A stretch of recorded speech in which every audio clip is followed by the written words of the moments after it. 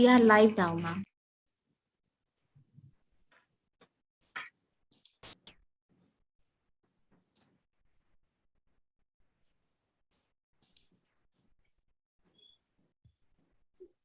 Yeah, Chitrakala, please start with the lamp lighting here. Yes, ma'am.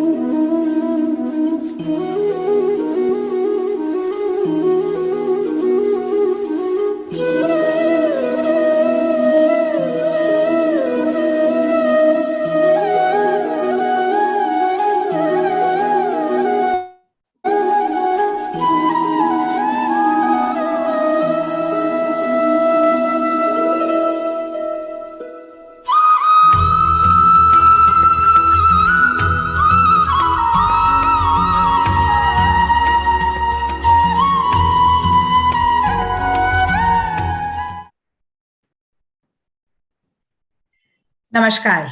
On behalf of Dr. Sunil Gupta, the president of DIPSI, and myself, Dr. Hema Diwakar, we bring all of us together and pray to the Almighty, as we have just done, that we hope to stay together, work together in this vision and mission of preventing diabetes in pregnancy and beyond.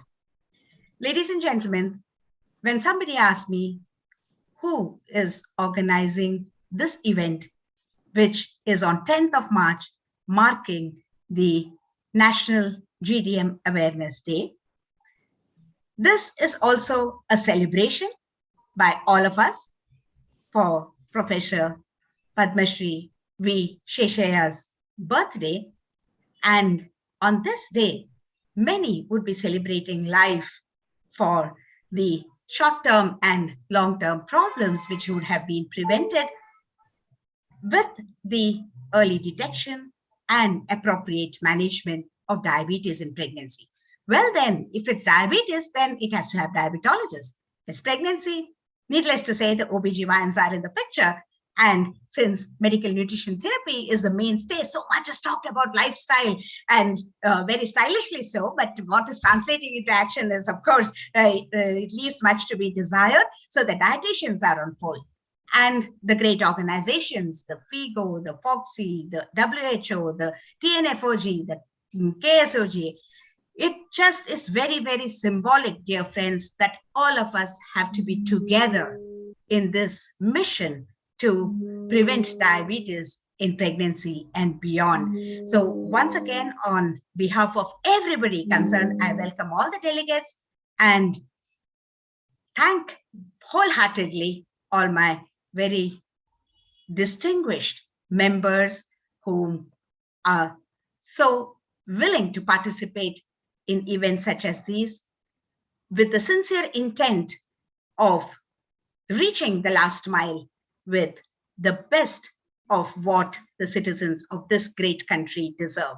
So over to Dr. Sunilji for his opening remarks, and after which we will request immediate past president of FIGO, Dr. C.N. Purandare, who has so kindly joined us to take us through the reflections of his journey in FIGO with us as to how we led this mission forward to make it a movement in this country. Sunilji first, please.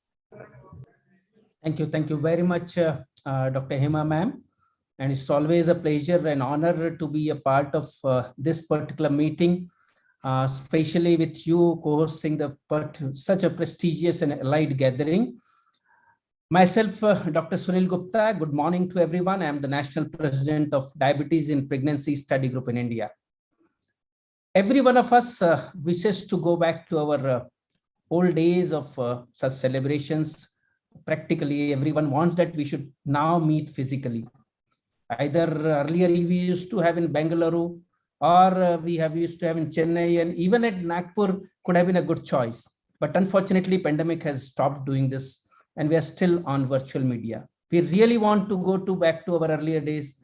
I call those days as BC, before Corona, rather than, yeah. So I'm really excited, ma'am, that I'm really excited to welcome you all on this very auspicious day of 10th of March, which is a National GDM Day, which is also the birthday of our father of DIPSI, the Bhishma Pitama of gestational diabetes in this part of the world, and the Padma Shri awardee, Dr. V. Seshayya. We are confident and passionate and dedicated and are across the Southeast Asia for bringing the awareness amongst the healthcare professionals for the awareness of HIP, or maybe for even we are focusing on policymakers. We want to focus the masses. The importance of GDM is very, very important for all of us to be made aware across. We also may need to be working on creating HIP educators and try to reach to unreachables across all the corners of the country from Kashmir to Kanyakumari. That's a vision most of us have in the DIPSI governing council. Earlier, traditionally, we used to have one annual meeting of DIPSI. It used to be once in 2 or 3 years in Chennai, and 2 years it used to be rotated across the country, maybe some other locations. And every meeting we used to have sometimes 800, 1,000, 1,500, sometimes 2,000 OBGYs and physicians who are interested in the meeting. But Corona has become like a blessing in disguise to us. It is Dr. Rajiv Chawla, I would like to emphasize and put a note here. He is like my elder brother and the immediate past president of DIPSI, who organized almost 4 to 5 regional meetings for North, South, East, West, and Central India in 2021. And from then we realized, me and Hema, we discussed this very aggressively along with other governing council member, that we need to really work very, very hard if we really want to reach to the needy people across. And thus, after taking over as president under the guidance of Professor Seshayya and other governing board and governing council members, we had a good meeting, and we started the state-wise and district-wise meetings in collaboration with the societies of obstetricians and gynecologists across the country. We begin with Delhi with Piki Saxena, and then we we can call it as a continuous rath has started from Punjab. Then we had Mumbai, Madhya Pradesh, Uttar Pradesh, Goa, Kolhapur, Aurangabad, Gujarat, Tamil Nadu, Andhra Pradesh, and next we have Kerala, then Karnataka, then Chhattisgarh, and then Jharkhand, and many more such CMEs are planned to upgrade and to reach to the obstetricians and gynecologists across the corners of the country in semi-urban, rural, and other places. In last 6 weeks, our DIPSI team, including everyone who is involved here as faculty, we did almost 9 CMEs in last 6 weeks, and we have to have another for 30 to 50 CMEs in coming years. We already covered around 3,000 obstetrician gynecologists, and they have been trained in DIPSI single test, as well as the management of gestational diabetes was aggressively covered, and we possibly we'll be touching around 20 to 30,000 OBGYs by the end of this year. We have also planned another virtual webinar on 16th of April, along with the collaboration with Foxy, where Hema Madam, Preeti Kumar, and even Dr. Shanta Kumari, and with their efforts in collaboration with Foxy, we are going to have with SEFOG, that is Southeast Asia or OBGY group, and we are going to have with the collaboration of Sri Lanka, Bangladesh, Nepal, Bhutan, Pakistan, and other countries under the SEFOG and Foxy group. So it's going to be a Foxy, DIPSI, SEFOG, or SEFOG, DIPSI, Foxy meeting, which is being planned on 16th of April. When it comes to public awareness, there was a good discussion, and in my presidential address, when I took over as a president, we had some discussion and some comments and requests from others that why should not we have a public awareness forum?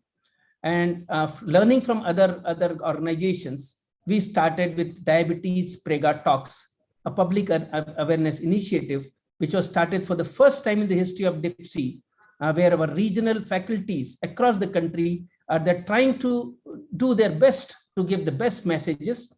And we have not used those monotonous lectures on PPT. Rather, it is more of an interactive session where one moderator actually talks to other three people who are, one is obstetrician, another is a nutritionist, and one physician and or endocrinologist, and all of them, they talk about the gestational diabetes, national GDM day, one-step test, with the people across in their own language.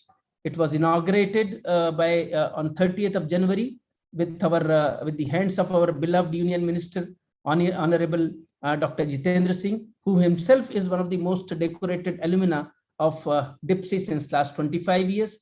So we started with the sweet talk on pregnancy with Professor Shashaya in English. Subsequently, we did it in Punjabi. So we now are doing this diabetes prega talks in different languages. So we started with then after English, Punjabi, Bengali, Tamil, Gujarati, Telugu, Hindi, and we will have now in Oriya in the next Wednesday. So every Wednesday from 6 to 7 p.m. We have this program, and we already completed almost seven such meetings in last 6 weeks.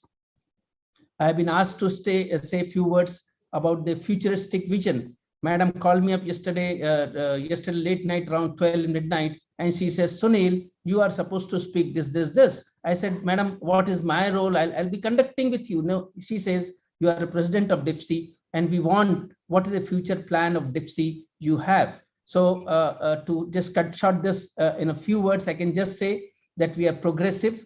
We are trying to focus most of the OBGYs across the corners. We are focusing on people at large so that they understand a day should come, Hema Madam, a day should come, Dr. Shishaya Sir and Shanta Kumari Madam and Dr. Rajiv Chawla, everyone, a day should come when a patient, when coming to an ANC clinic, should not only talk about, do my hemoglobin, do my blood glucose, please get my HIV test done. They should say, do my one-step DIPSI test so that I should see whether I have diabetes or not. I want that day, and that is our dream of every DIPSI member.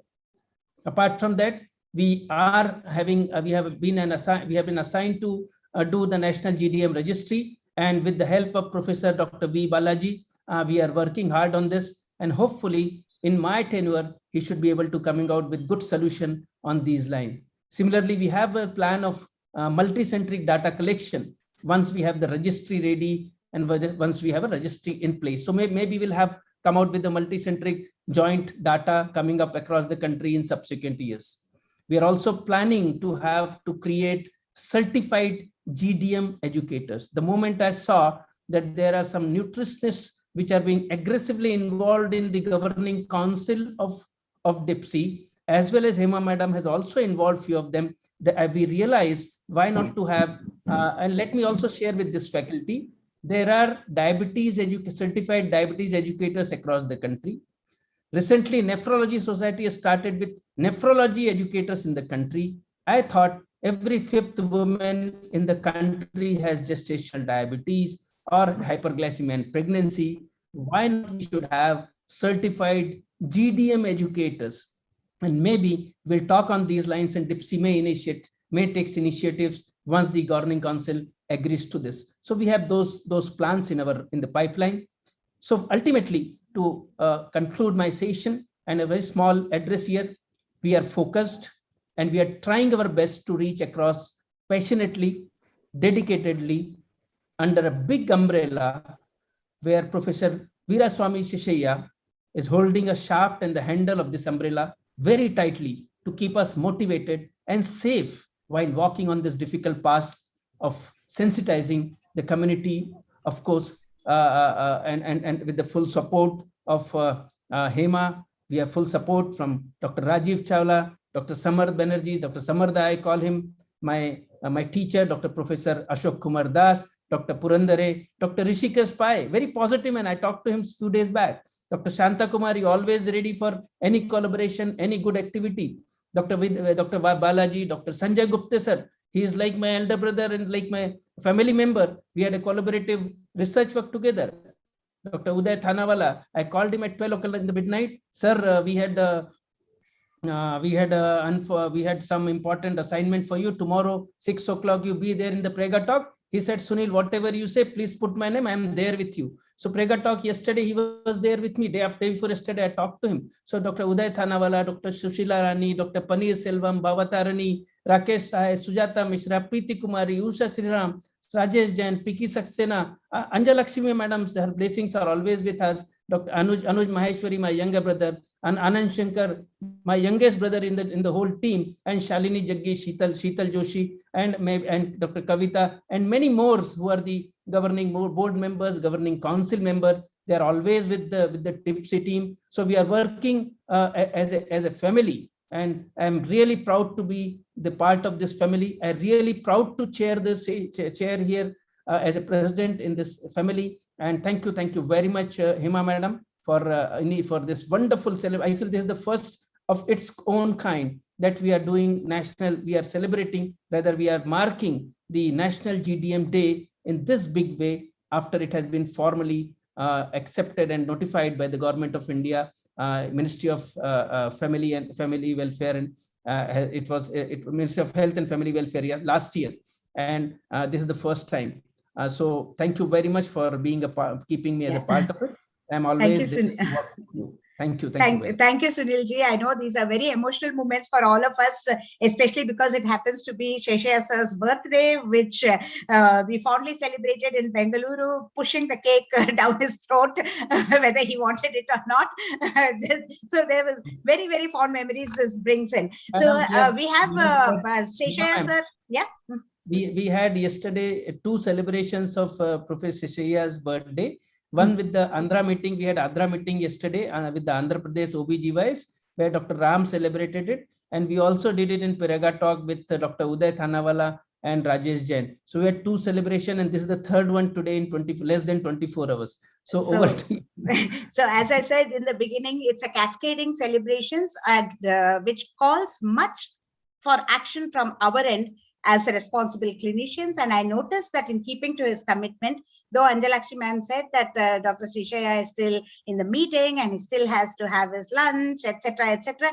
I can see him right here with us, Venakam sir. And also, as I had announced, go digital, says Sunilji, and CEFOG and other countries he mentioned, but go global, says Dr. C.N. Purandare, because that's what he did. And we were very, very lucky to have him in the position of FIGO president, which again gave us a lot of courage to move with our agenda. And I also noticed that our beloved president, Dr. Shanta Kumari, has joined us. She's always on the move. She said, Hema, I'll be in the car, but I will still join you.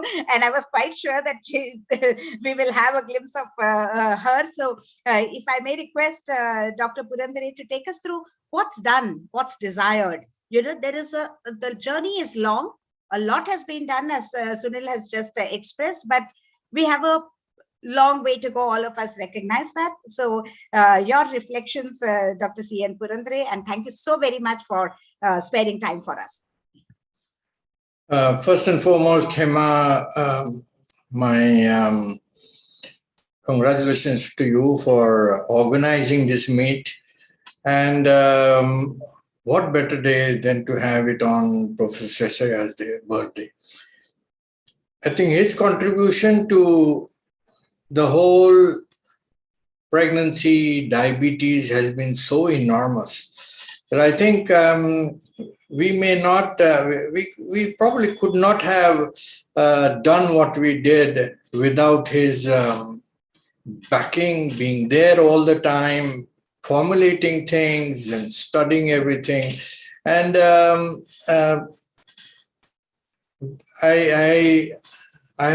I'm lost of words to really say how much his contribution has been to the whole thing. And his Padma Shri is really, really well deserved for his contribution to diabetes in pregnancy in this country. I remember the time when I first met him in South India in one of the meetings when I was, I think, Foxy president that time, way back in 2009. And since then, we've been taking this forward. And as FIGO president, I was lucky enough to have a team there which looked into the this aspect with Moshe Hod, Hema Divakar, and many others who were there in the team. I can't mention each and every name, but they together really worked hard. First as a working group, and then I converted that into a committee of NCD, because that was something which needed a real impetus to take it forward. And as luck would have it, with the DIPSI president who's there with us, Sunil, the diabetologists and obstetricians somehow were not coming together. And we every time it was right from the diagnosis to investigation to treatment, there were difficulties, and nothing seemed to be acceptable to both the sides, and things were not progressing. And fortunately, during that time, a very dear friend of mine, who's unfortunately no more, was the president of International Diabetic Federation. And we had a long discussion, and it said that it's time that we came together. This is not the time to just drag on things. And with the International Diabetic Federation, we formulated a pact together on what and how we should progress further. And in Abu Dhabi at the International Diabetic Federation conference, we launched it. And with that, it was really the beginning of where we could go, and to Sri Lanka, to Europe, to Brazil, everywhere, wherever there was the OBGY Congress, to with bringing in the governments in those countries on the table to accept this proposal to go ahead and get pregnancy and diabetes the utmost importance. And we all know today how the hypoglycemia in pregnancy is affecting women, nearly 17% in India, and more than that, nearly 19% in China. And these are the ones who are going to transfer the problem to their offsprings. And then we are going to have a further problem in the next 20 years to come. So it's something which needed to be highlighted, that it's not something which is for this pregnancy that we want to deal with. It has to be dealt with on a long-term basis. And all of us need to work together for the future of the generations. It's not something which is for looking at from the local point of view. And I put that forward, as Hema said, that we need to think global. We need to think internationally. All OBGY societies need to come forward, and the diabetic associations, to make sure that this is made a priority, to make sure that the future generations don't suffer from the problem that we are all aware that today the incidence of PCOS is so high. And the PCOS are the ones who are hypoglycemic in pregnancy. Then they have the children who are again obese subsequently, and all that thing is happening, and we need to look at in a holistic manner. And it's not only from the point that locally that what we need to see. And in India, we had the problem of diagnosing it early, and this question of one dose, 75 grams, and checking it out so that patients who are not able to come to the OPDs in the rural area would come in one go, diagnose, and go out. And that has made a tremendous difference in that. So I think overall, with the two organizations coming together, it has made a great difference in the diagnosis management. And we all know that the obstetricians need to double up, because in India, at least, because the number of diabetologists or endocrinologists are comparatively less compared to the number of deliveries taking place. And if not, as Dr. Sunil said, with the webinars which are there, educate the obstetricians way in the rural areas so that they could always communicate online nowadays with the diabetologist whenever they need help. But they should diagnose it early and start treating them themselves and not depend on something and saying, well, I don't have anybody else to talk to. Well, we have now Sunil, who has the entire diabetologist forum is available. You can just ring up anybody, and I'm sure they would be glad to help you in looking after these patients. So thank you very much, Hema, for inviting me here. FIGO has always been in the forefront supporting this. And now there are divisions and many things that are happening, and Shanta is there, the treasurer at FIGO level, to make sure that this progresses. With you are there as a committee chair. And my congratulations again to Professor Sheshaya for being with us all the way right from the beginning. Thank you very much. Thank you very much, Dr. Purandare, because with you at the helm of affairs at the global level as the FIGO president, as I said, that was the moment for us to encash. And you never said no to any of our somewhat crazy ventures many a times. And at every forum, it began with Colombo, where signature after signature, a signature here, a signature there in Egypt. And finally, it landed as a global declaration at the FIGO World Congress. So the visibility and the importance, the significance that you gave to this entire initiative has really percolated deep and stayed strong with both the OBGYN and the diabetologists community and the dietitians as well. So thank you very much. We reflect very, very fondly of all the supports which will go many, many years ahead to have a bright and healthy generation. Namaste, sir. Next, we have Dr. Shanta Kumari, who is the treasurer of FIGO and the president of FOGSI. And the step ladder pattern, always trying to do more, always trying to get impactful initiatives on the map of India, making a very niche mark for herself as a strong leader with a lot of conviction. May I have her as the special guest addressing this gathering, please? Shanta? Yeah. Good afternoon, everyone. I think first of all, I would like to wish Shesha sir a happy birthday on behalf of Foxy. And it's a pleasure to be here with our own CN Purandare sir. Dr. Sunil, you are really committed for this making India diabetes free.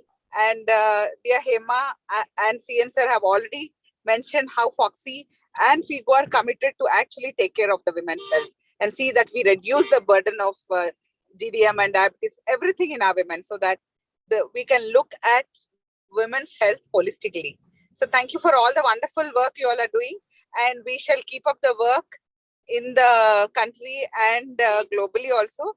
I am sure we'll be able to make a difference. So along with me, I have Dr. Madhuri Patel, our Secretary General, and Dr. Nandita Palshetkar, our past president. Both of them will also say hello to you all.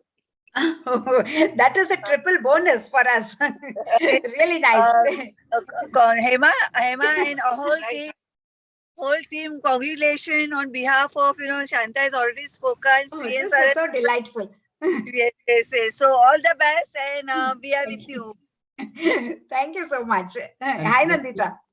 Hi. Many happy returns of the day, Shesha sir, and so happy to know that you all are celebrating his birthday as the National Diabetic Day. I think it's really, really amazing to give such respect to a person who has devoted his life to our country and to our women. And congratulations to all of us, I should say, that we've been able to come this far. Thank you so much, Hema. It was a pleasure. It's so delightful to get more than what you expect. And in the symbolism of continuum of care, the past, the present, and the future. That's how the Foxy family runs, with Nandita to Shanta to Rishikesh Pai, who is already here with us. So Rishi has always a mega vision, and he's already told me, why celebrate only one day as the GDM Awareness Day? When I become the president, it'll be a whole month, because once is not enough, and we need to re-emphasize again and again. So Rishikesh, yet another very beloved friend and colleague, and who will be stepping into the post of president of Foxy very soon. May I have your remarks, Rishi? Thank you, Hema, for inviting me, and it's a pleasure and privilege to celebrate Shesha sir's birthday today as a World Diabetic Day. Diabetes is very, near to my heart because both my parents have been diabetics, and I'm sure I will be also one day. Pre-diabetic, I'm already there, so I'll be also going into that diabetic phase. But that's for how we are made genetically in India. And once we understand that, we have to try and see how we can do the best and prevent this diabetes from progressing and increase our longevity. As Yuval Moses, one of the great authors of the present century, has said that our longevities are going to increase to 150 years because of various breakthroughs in medicine. And one of the things we may have to tackle when we are older is that we'll have to tackle diabetes also for a longer time. So this is very important part. And I'm very happy that Dr. CN is there, Dr. Shanta Kumari, our President, Madhuri Patel, our Secretary General, Dr. Nandita Palchetkar, our past President. A lot of the doctors are there. Dr. Sunil Gupta spoke so well. And what I feel is that, because I personally feel that small is big. So my thought is that, because what happens, there are so many things that come into your mind and then you forget everything. So we need to create an integrated approach where we give very less knowledge, integrated knowledge, so that it is retained by everyone. So we have to find a way. And secondly, I feel that you were talking about the registry. I think we need to ask our PMO to make a legislation. There has to be a legislation that every doctor who sees a patient has to enter basic data compulsorily. Otherwise, legislation will be suspended, because from that big data that we will get, we can plan our strategies of treatment. Why should we have a voluntary registry? The registry has to be compulsory. Every disease that is there has to be reported, so that the planners of this country can make a proper plan and implement it. So I feel giving data to the government is a commitment. It is our duty, not our right. So I feel that from all these things, I hope that we can move ahead and we can integrate, because big data analysis and planning the future based on the data is very important for all of us. And I hope that we all together can do this and achieve this goal and integrate it. And another thing is that, there are two strategies: the B2B strategy to educate the doctors, but not too much information. Doctors will forget everything. So information has to be very restricted. And the B2C strategy, the consumer. And just to tell the consumer, if I have to tell something to the consumer, I'll tell them, go to your doctor and go and register yourself when you are pregnant, because the doctor will do the rest of it. So I feel that if we can do simple strategies, we can really cover everyone around us. I would like to thank all of you, and again wish our great doyen, Dr. Sheshaya, and wish him happy birthday. And I hope that we have a great deliberation in this meeting. Thank you very much. Thank you, Rishikesh. Small is big, point noted. It's a small step today, but with a big vision, which together we will go to the implementation stage, from awareness to action, as we call it. Madam, and also, excuse me, Madam. Dr. Chandrika from Madam, Dr. Chandrika from Colombo is here, yes. Special guest waiting for you. This is so lovely. Thank you, Bhavatarini. Thank you, Rishikesh. Chandrika, namaste and welcome to India. She has been one of the strongest pillars right from the inception of the concept of the OBGYNs and the diabetologists coming together. And what a pleasure it is to have you on this forum.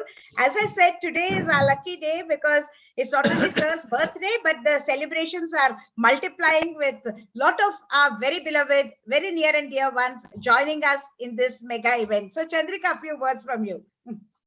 I feel before she starts, let us congratulate Dr. Chandrika Vijayaratne Madam that she has been honored with very prestigious oration yesterday. And that's the first oration on the name of Professor Sheshiya by Madras Medical College. Madam, heartiest congratulations to you, and we are really proud of it. Thank you very much. Over Is to the you, audio on? Can Chandrika say a few words, please? Thank you very much, Dr. Sunil Gupta and Dr. Hema and all my friends. DIPSI, because I'm also a member of DIPSI, and I've never felt that I was an outsider. So I think I would like to bring warm greetings from Sri Lanka, and we would definitely want to strengthen the links. Birthday boy had a wonderful celebration today, and it was indeed a personal honor and something very memorable. And I think the main target is really the medical students and the future generations to be able to take this to a higher height. I mean, when we started DIPSI in 2004, there was still fragmentation, but now there's a very strong network from the discussions that you all were making. And I feel that we should upscale it and strengthen it so that it's all institutionalized. And as was mentioned about public awareness and getting that movement going. So I think we can reach there. SIDIP, which was a success at that time, and it was much needed when all the main players of diabetes in pregnancy, hypoglycemia in pregnancy, GDM, everyone got together, redefined. But I think we should not lose touch with what is required at grassroots level. And that is something that we need to, no doubt data is required, no doubt we'll continue to have discussions about which test and, but earlier the better. And a life course interpregnancy approach is something that I would like to highlight. And I'm sure Professor Sheshiya has much more to say, but basic concept that forward in prevention of diabetes and its aftermath of cardiovascular disease and premature morbidity mortality, we need to add beyond pregnancy. So thank you very much. Thank you very much, Chandrika. We very fondly remember the landmark conference, the SIDIP, bringing together all the South Asian gynecologists and OBGYNs, and how Dr. Purandare and myself paraded on your red carpet with Sheshiya sir and you, with the health minister of Colombo, Sri Lanka, signing off the declaration for the South Asian region, which was a start of many other important landmark events through the years. So we are really delighted that you also could be a part of it. It says that when the intent is clear, then everybody who has to be together is together. So this is a proof for the happenings today. So thank you very much. And my entire Foxy team of leaders. Yeah. Hema ma'am, we can certainly formally invite Madam again for the 16th April meeting, which is again. So we will love to have you on that particular day, Chandrika ma'am. Please block your date now. Okay. I shall try. Yes. It's a virtual one.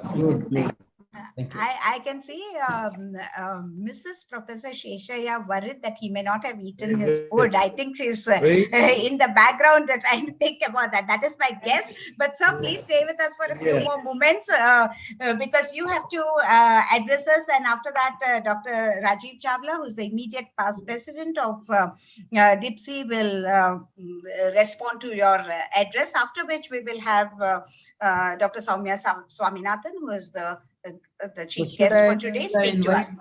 Sheshiya sir. When are you going to cut the cake?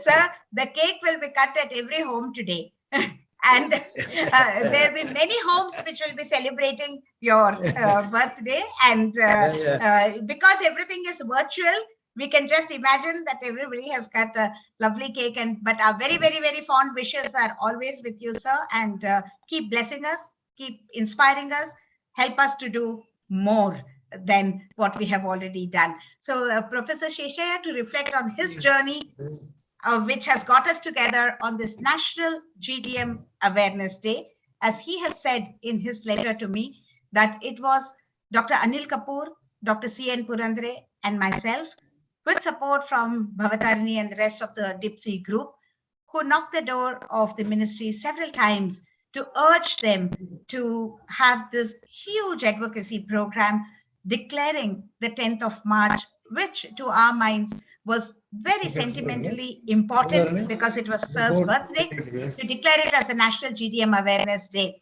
So we thank you for acknowledging our little contribution to make this day happen. So may I have a few words from you, sir? Thank you, Emma, Sunil, and other friends. I'm seeing in the Dr. Jai Chawla, Srila, Shalini Jaggi, all these people. Now, I think morning we had a very good function in Madras Medical College where Chandra gave us an oration. And our minister was the health minister was there. He said he'll take up further in this aspect of justice and diabetes. But I'm actually sitting in the dean's room now because I just now finished that conference. So I thought there's no other way. I told the dean I'll sit in this room and talk to my colleagues and friends here. And I am happy that Emma article is correct. Emma, Anil Kapoor, and Purandare. These people only thought about National GDM Awareness Day, and fortunately they have accepted. And I think Bhavatarini and Rajesh Jain had lots of walking to the ministry. And finally, and particularly the cake was given by Hema. That she only said your birthday will be the GDM day, and she called me all the way to Bangalore. She said they're declaring now. She called the press meeting, and it's a nice, very, very good-hearted person. He is our Hema here, and I'm sure future will be, as somebody was telling us, now next April we are going to have this meeting here. But I think we have to have this meeting, side meeting next year. I don't know which country you want to choose. Either it could be Bangladesh, Nepal, or any other thing, or we can have in India or Sri Lanka, wherever possible. 2023 must be again your SADC conference. So, and another thing, what I think yesterday also I was speaking to Andhra Pradesh people, with all the difficulties, with all our friends here, see in the picture here, we introduced that single test procedure to diagnose GDM. But still, there's some little noise we get saying, no, we'll not to do this, do that. I said, told them, why you want to talk it? See, the problem is one particular, I take 1 minute here. Pregnancy is a very important aspect in the lives of women. Suppose we tell a woman that you have got a diabetes just because your blood sugar is 95, the fasting, you are already ruined the life of that lady as well as the family. They'll get terribly shocked or upset. So that's why I was telling also, please give a definite diagnostic procedure. So there should not be any confusion. Only procedure which is definite will be 2 hour postprandial. Please do not confuse the people. There are few people. And the reason is now, people like us worked in the field and then public health centers, coming to the hospital, medical college, are entirely different aspect. You look at the people. There are some people who do MBBS, then MD, then go DM, then go with whatever. They never the problem will start. They always tell fasting blood sugar. Anyway, my idea is now if somehow we are able to convince all the doctors that you should be following the guidelines. Now tell me, I do not understand any other country in the world. When somebody tells this is the must you must follow, will anybody change it? No, they can't change it. But our country is a very democratic country. You want to change whatever they want. That's what is happening here. So anyway, we can't blame anybody on that on this matter. The people that you must follow the guidelines given by the Minister of Health Government of India. And I'm happy to see here Dr. Bharti, Dr. Rajesh Chawla, and Shalini Jaggi, all of them very erudite speakers and scholars. So I'm sure they will be able to give more ideas. Sometimes I check all with them and ask them what they should do. I may have some ideas, but still I would like to ask other colleagues there whether you can do that, and we can. Now I am so happy to see Sunil has been following very nicely, and he is definitely doing a great job in organizing the meeting all over the country, state to state. And I am also trying to speak personally in the meeting as much as possible. Hope I should be able to continue this. So Hema and my dear friends here, we should be able to achieve what we want. And as Sunil was telling, we'll invite Chandrika again, the speaker for this meeting, the month of April. We'll see what best we can do. You think about you are the best people. Now, I am the only spectator. Now I won't be a very active person. Let me look at what I'm doing. You will see 99% I will approve what I will say. Because I always feel you are young people, you have got more life to go through. So one or two personally I give you my suggestions. But please go ahead. You are all given a free hand. You are the future God of the country. So please. And this time I said I pledge prevent diabetes. I pledge to prevent diabetes. That's the only way we can prevent diabetes, because I don't know how long it will take, how many years it will take for us to prevent diabetes. So I think a message I already conveyed here now. Please allow me to step down. We'll see. Thank you. Thank you, sir. Sunilji? Happy birthday to the birthday boy. Every one of us, let's give a big round of applause for happy birthday to sir. Happy birthday to you, sir, Dr. Sheshaya, sir.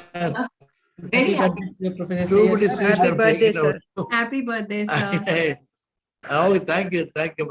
I got all the messages. And I'm very happy to see Shalini. My God, Shalini Jackie's husband is in the army. I never knew that. She told me today she is colonel in the army. But this, I have that old blood is that my army chap. I was there. Younger age group, younger age when I was 20 to 24. I was the captain in the army. Fought in the field. I want to see her when I come to Delhi to Sure, see sir. her husband also. Definitely, sir. Definitely. You served, you were decorated maximum, sir. In French, we speak bonne fête. Yeah. We say bonne fête in French. It means not only many happy returns, but it says that celebrating birthday of a person like you is celebrating the birthday of a new concept and the life-changing event, practice-changing event. Thank you very much, sir. All our charans first, our pranams to you, sir. Yeah, Ashokda.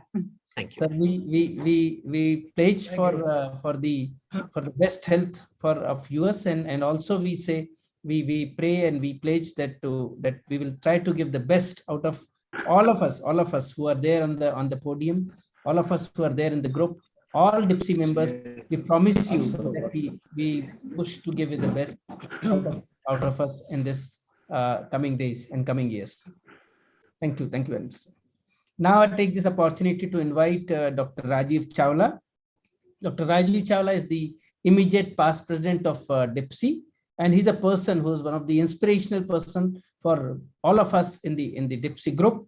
Whatever difficulty or whatever kind of confusion sometimes we get in the organizing part or in the administrative part or somewhere where we are in trouble, he is one of the troubleshooter for all of us.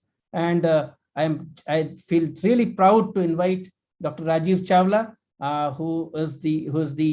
who's like my elder brother from Delhi, and to speak few words on this very special day of National GDM Day and the birthday of Professor Sheshaya. Over to you, Dr. Rajiv Chawla. Good afternoon, everyone. Thanks, Dr. Sunil, for those kind words.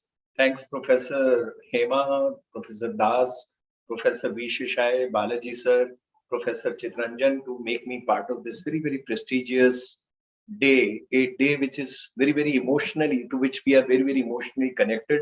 Not only it is a gestational diabetes awareness day, as Professor Hema rightly said, although she was the one who conceptualized along with Dr. Anil Kapoor and Professor Das to take this to the Government of India and Ministry of Health. But I correctly remember, and Professor Shrai knows it, that at heart we were absolutely for it, and we pursued it very, very hard with Professor Jitendra Singh, who happens to be not only a close friend, like an elder brother, but also that time he was Minister PMO with 5 portfolios.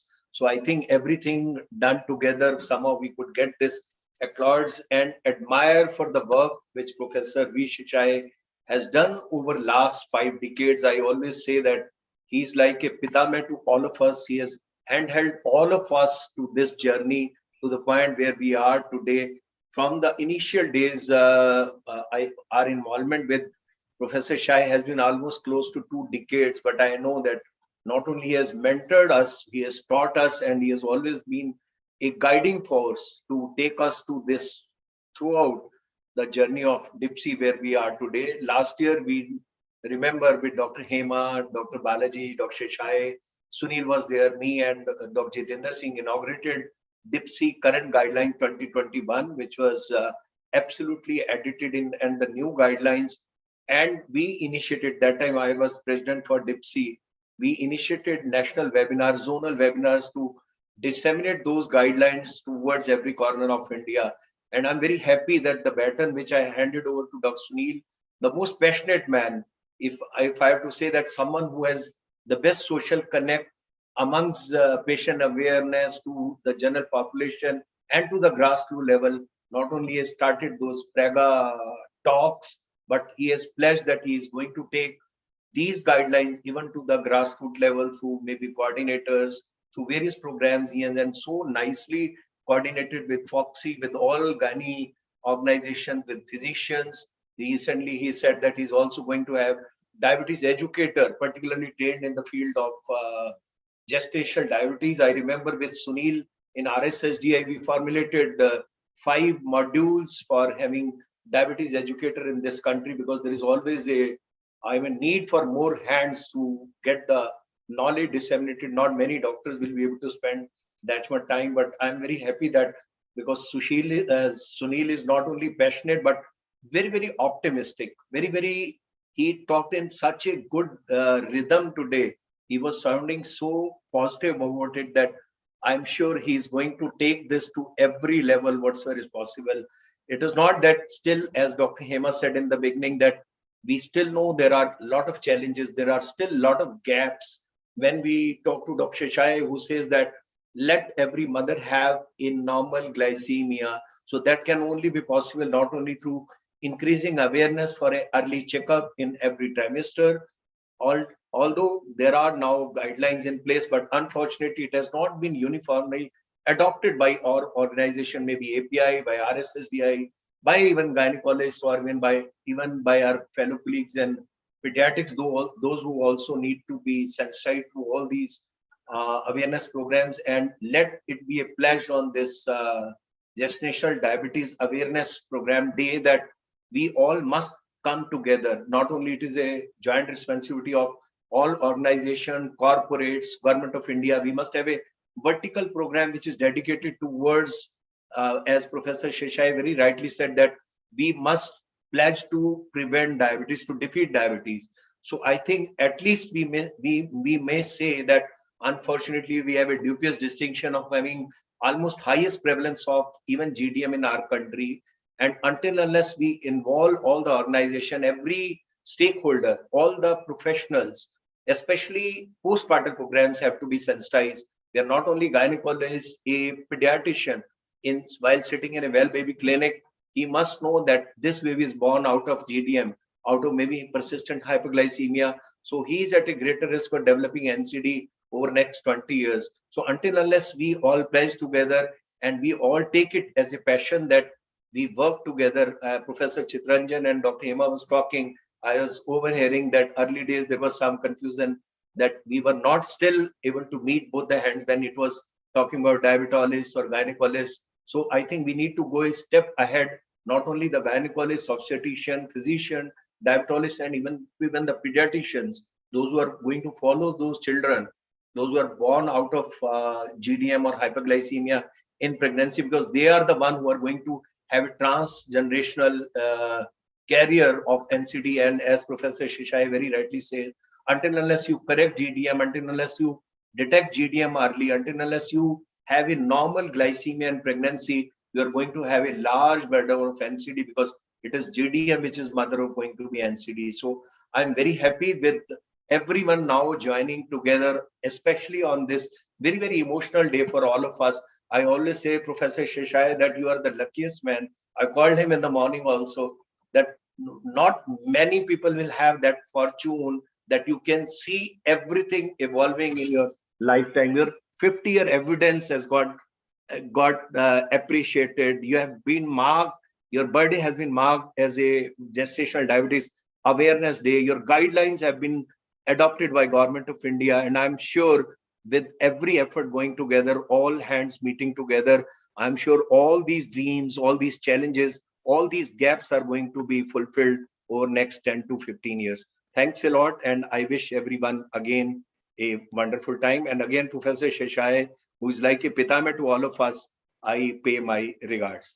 Thank you. Thank you very much. Thank you. Thank you so much, Rajiv ji. It is now time to welcome our chief guest for this event. On behalf of Professor Sheshaya and Vice Chancellor Shantaram, who have been responsible for the connects with Dr. Soumya Swaminathan from the WHO, who is the chief guest for today. On behalf of Dr. Sunilji, Rajivji, and the entire leadership of DIPSI, on behalf of Professor Purandre, Dr. Shantakumari, Dr. Rishikesh Pai, Dr. Uday Thanawala, and the entire leadership of FIGO, FOXY, and ICOG, and our teams here of champions who represent all the stakeholders, I extend a very, very warm welcome with the organizations who have been kind enough to join hands today, the TNFOG, which is the Tamil Nadu ONG Society, and the Kasoga, or the Karnataka Obstetrics and Gynecological Society, along with its Karnataka College of ONG and Team Artists. We welcome very fondly Dr. Soumya Swaminathan. I call her the who is who because she is the WHO chief scientist. She was appointed as the first chief scientist in March 2019. She's a pediatrician from India. Many of us would already have known her in that capacity. She is globally recognized researcher on tuberculosis and HIV, and she brings decades of her experience of clinical care and research. She was also the Secretary to the Government of India for Health Research and Director General of the Indian Council of Medical Research from 2015 to 17. And in the following years, 2009 to 2011, she also served as the coordinator of the UNICEF, UNDP, World Bank, WHO special programs for research and training in tropical diseases in Geneva. She has, needless to say, she has many, more than 350 peer-reviewed publications. She's elected as a foreign fellow of the US National Academy of Medicine and a fellow of all 3 science academies in India. The science division's role is to ensure that WHO stays ahead of the curve and leverages the advantages in science and technology for the public health and clinical care, what we call from bench to bedside. Her vision is to ensure that WHO is at the cutting edge of science and is able to translate new knowledge into meaningful impact on population health worldwide. So we present to you, ladies and gentlemen, Dr. Soumya Swaminathan, our very own from the Indian contingent, who is representing us globally, making us so proud of her accomplishments. Soumya, please. Thank you for inviting me to share a short message on the National Gestational Diabetes Mellitus Day. I just want to start by saying how important I think this is and to congratulate the organizers for this event, because as we know, diabetes mellitus type 2 is becoming an epidemic across the world, and particularly for the regions in South Asia and Southeast Asia, the prevalence of diabetes has increased significantly. In fact, when we look at a group of studies, about 70 studies ranging from 1972 to 2019, we see that the prevalence of type 2 diabetes mellitus has increased from 2.4 to 15% in rural India, and from 3.3 to 19% in urban India. And so we're well on our way to becoming the diabetes capital of the world, currently only the number 2 globally in the world. So when you see diabetes increasing, obviously it goes hand in hand with an increase in gestational diabetes. The two are in parallel, and therefore the prevalence of the increase in GDM in Asia is higher than in European countries, for example. We've also seen from recent epidemiological data that type 2 diabetes is affecting younger and younger women, and once they become pregnant, then you detect hyperglycemia in pregnancy, and therefore we need very urgent action, particularly on the preventive side. Follow-up of women who have been found to have gestational diabetes is extremely important, because we know that during pregnancy and delivery, we know that the chances of complications of maternal and fetal are higher. But then also, after delivery, a woman who had GDM is 10 times more likely to develop type 2 diabetes as a woman without GDM. And therefore, screening of women, of course, and the management during pregnancy, but also follow-up and taking preventive measures in terms of counseling on diet, on nutrition, on lifestyle, on exercise, etc., probably can prevent a lot of the type 2 diabetes which would have set in later years. And therefore, we need to take urgent action, and I think bringing awareness to this problem is extremely important. Now, gestational diabetes has gone through a long period of history. There's been some confusion about its definition and its management and so on, but I believe that there is some consensus now, and therefore it is really important for all countries to align themselves on the latest research that has been done on GDM and the pathway. Now, what has WHO done?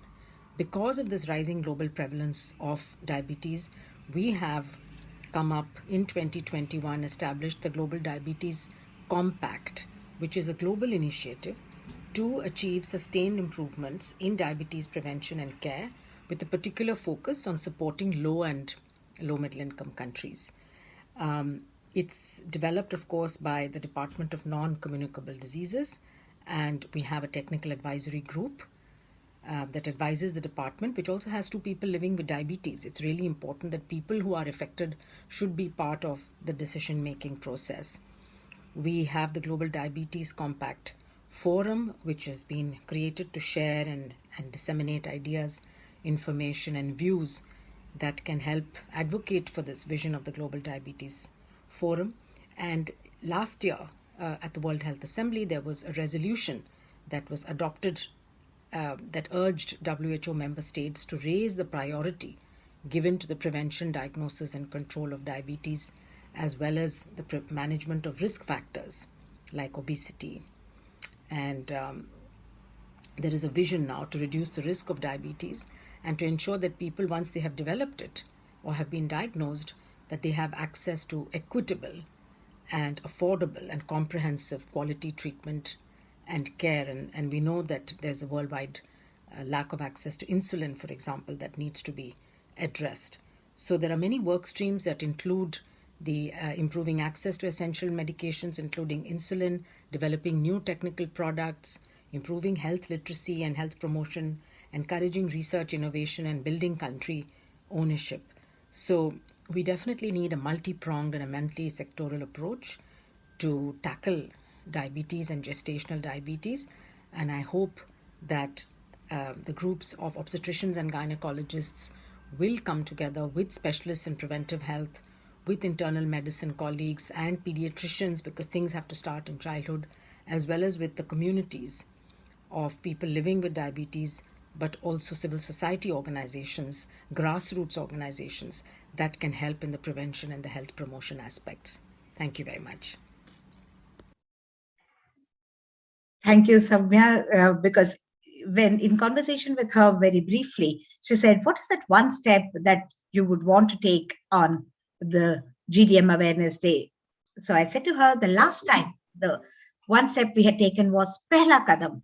Take the first step, test everybody, test every pregnant woman. So that's gone like a big campaign. And this time, after testing, if you do discover that she is a case of hyperglycemia, the next best thing that you would do is the advice on her diet and nutrition. So today we are having the proud privilege of having all our leaders who have gathered together to join hands in launching the GDM diet plate, the plates that are so kindly supported by the Shield Pharma, who would be distributing this to many, many OBGYNs and diabetologists and dietitians across the country so that they will have it on their desk. They can use it as their job aid to counsel many, many lakhs of patients who they come across. So may I have the launch video, please?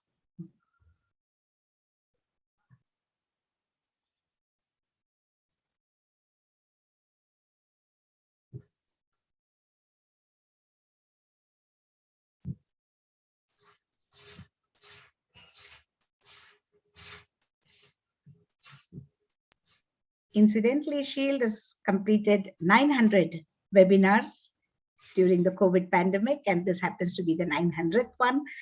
And we congratulate them for that. And on behalf of all of us present here, we will give them a token of our appreciation too.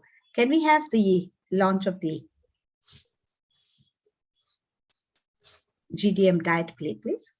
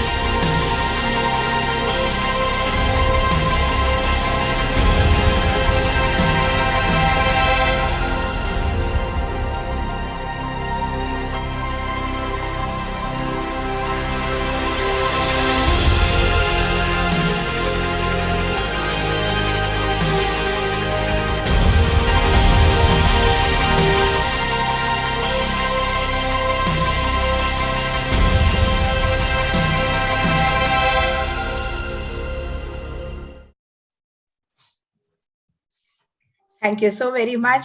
I could imagine that many, many doctors from Chennai are holding the plates because the readiness of the plates was just about 24 hours ago, and Shield has gone from door to door to the leadership to distribute the plates to them so that they can send us their pictures.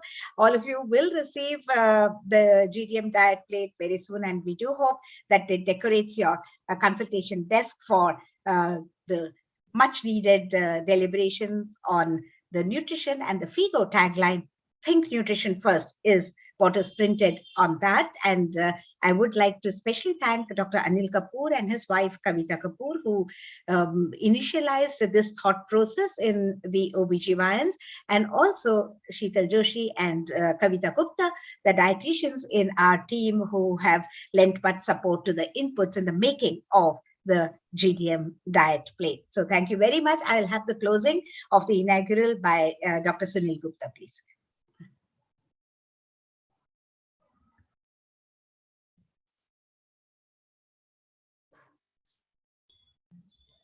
Sunilji?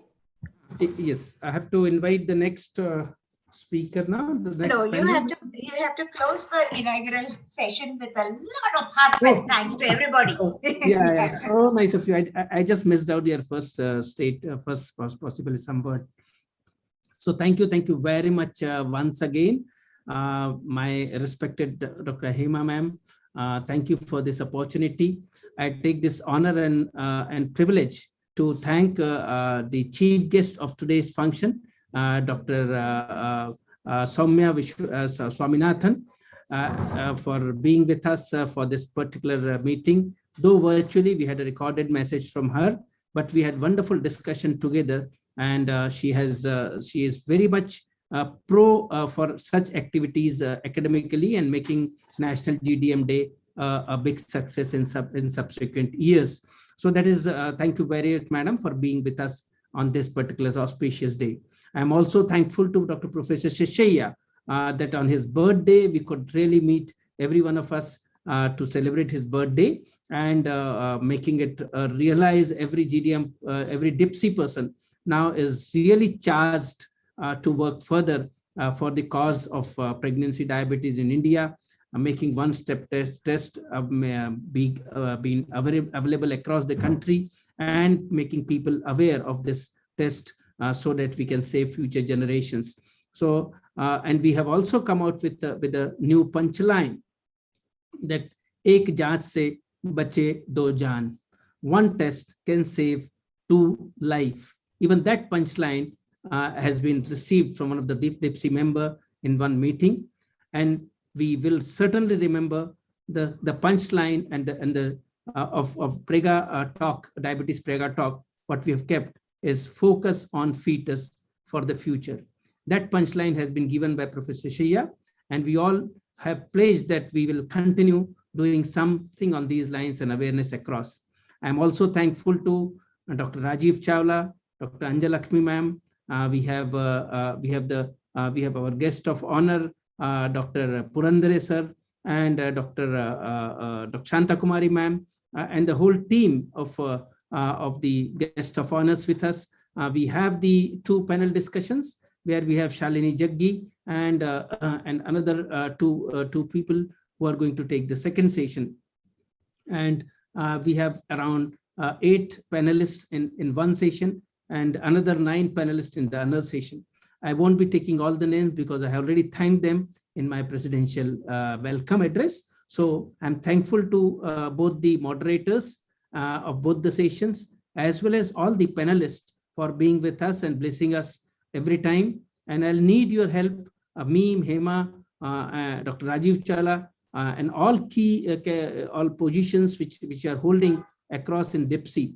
We will need your support, your guidance, and your organizing skills to be involved, implemented while organizing all these meetings further, whether it is the education program or whether it is the webinars which we are doing. I'll also be thankful. I'll fail in my duty to thank Shield Pharma. They are working hard to reach to every OBGY. Hopefully the plate will come to Nagpur also sometime, because we have, if it comes to dietitian, then automatically it will come to my home. But otherwise, it will be going to almost all governing council member. We'll see to it that everyone in the DIPSI governing board and council should be able to get this. With these few words, madam, if I have, and also I'm thankful to the print, the media, the social media team. We have the print media and everyone who is there, and the social platform which has been made available through artist organization, who is doing wonderful job under the leadership of Dr. Hema Divakar. As well as I'll fail in my duty if I fail to give my deep-hearted thank to Professor Divakar sir, who's always there with us around. And he will not come on the screen, but he'll certainly be there. If you just unmute madam's background screen, and if it make it without none of the screen, you will be seeing him around sitting, very closely watching and matching all those administrative things, hassle-free for all of us. So thank you very much, Professor Divakar sir, and everyone, and of course, Dr. Sheshaiah, Mrs. Sheshaiah, and we could also meet Chandrika Vijayratne Madam, who's also with us today. So thank you very much, everyone, for joining us. Madam, if I have forgotten any name, you can please remind me. We had all our people, Samardar, and everyone. I feel I'll not again spell out all the names. Thank you very much once again for joining us. Over to ma'am for further proceedings of the first panel to invite them. Thank you. Sure. Namaste and thanks wholeheartedly to just about everybody. Here, the intent, the mission, the vision, the coming together, staying together, working together is really, really crucial. I can see my very beloved friends, Dr. Usha Sriram, in her own, I cannot say in her own little way, in her own big way. She's doing many, many things around to get this movement as a great, as high as the tsunami of the diabetes is the height of her movements as well. I can see Dr. Muralidhar Pai, the Dean of Sikkim Manipal University, who's joined us. Of course, Dr. Bharti Rajshekar, who is the Secretary of Kasoga, and the President-elect, Dr. Sampath, the Vidya Topi is also here, and the Vice President-elect of COXI, Sampath Kumari, and ICOG Chair, Uday Thanawala, and Anjalakshmi ma'am, thank you so much for all the time supporting us and blessing us. So the few names, Da and Da, Ashok Da and Samar Da, the Dadas of the Dipsy family. So we are so very grateful to them for always giving their wisdom to us, because in a rush to do too many things, what is important, what is the priority, how and why not? These are the wise advice that we get from our beloved Dadas and Rajiv Chawla ji. Thank you, Sunil. Wonderfully done well, I know. Thank you, sir. Now we will move on to the two important panel discussions where we have put the Generation Next as our panel moderators, and I'm very, very sure that they will do a wonderful job quizzing and making the stalwarts reflect on their own journeys in this mission. So may I have the introduction of the first panel, please. We begin session 1 of the day. We will be having a panel discussion which brings together the OBGYNs, diabetologists, and the dietitians. They will be asking the question whether we can prevent diabetes, and I am sure they will answer, together we can. The moderators for this session are Dr. Shalini Jaggi and Dr. Kavita Gupta. Dr. Shalini is the consultant diabetologist and director, Life Care Diabetes Center, New Delhi. She is the member Executive Council, RSSDI, National Member Governing Council, DIPSI, Joint Secretary, RSSDI, Delhi Chapter. Dr. Kavita Gupta is the Director, Head of Department of Dietetics and Therapeutic Diabetes Education, Sunil's Diabetes Care and Research Center, Nagpur. Honorary Secretary, Indian Dietetics Association, Nagpur Chapter, and the Joint Secretary, Association of Diabetes Educators, ADE.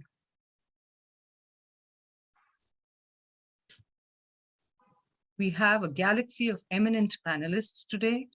Dr. Ashok Kumar Das is the President of the Research Society for Study of Diabetes in India, 2019 and 20. President of Indian Obesity Society 2016 to 20, Honorary Secretary of Diabetes in Asia Study Group, and Honorary Secretary of Diabetes India. Dr. Samar Banerjee is the Professor and Specialist Diabetes Clinic, Department of Medicine. He is the recipient of Leadership in Diabetes by ADE 2016. He has also received the Lifetime Achievement Award by DIPSI in 2016, and he is the President, Association of Clinical Diabetology. Dr. Usha Sriram is the Director, TAG VHS, Center for Diabetes and Endocrinology, VHS, Chennai, President, Indian Society for Bone and Mineral Research, and a member of the IDF stream for women and diabetes. Dr. Sanjay Gupte is the FIGO Ethics Committee Chair. He's the Secretary General World Gestosis Organization. Chairman, Technical Research Committee of the ICMR, and National Coordinator, National Eclampsia Registry. Dr. Uday Thanawala is the consultant obstetrician and gynecologist at Navi Mumbai. He is chairman, Indian College of Obstetrics and Gynecology 2021, Vice President, FOXI 2015, Treasurer, PCOS Society of India, and was the Joint Secretary, FOXI in 2005. Dr. Rajesh Jain is a consultant and director at Jain Hospital, Kanpur. He is the project manager, Diabetes Prevention Control Group with National Health Mission, supported by the World Diabetes Foundation, Denmark, and he was awarded for largest global diabetes walk in Uttar Pradesh. Dr. Preeti Kumar is the director, Sunflower Medical Center, Lucknow. She is a chairperson, Safe Motherhood Committee, FOXI, fellow, Indian College of OBGYN Society, Vice President, Lucknow OBGYN Society, past Vice President, Association of Private Gynecologists. Sheetal Joshi is a clinical dietitian and certified diabetes educator at the Divakar Specialty Hospital, Bengaluru. She's a project manager of the Asian Research and Training Institute of Skill Transfer, and she was awarded Excellence in Community Nutrition by IAPEN in 2021. I now hand over to the moderators.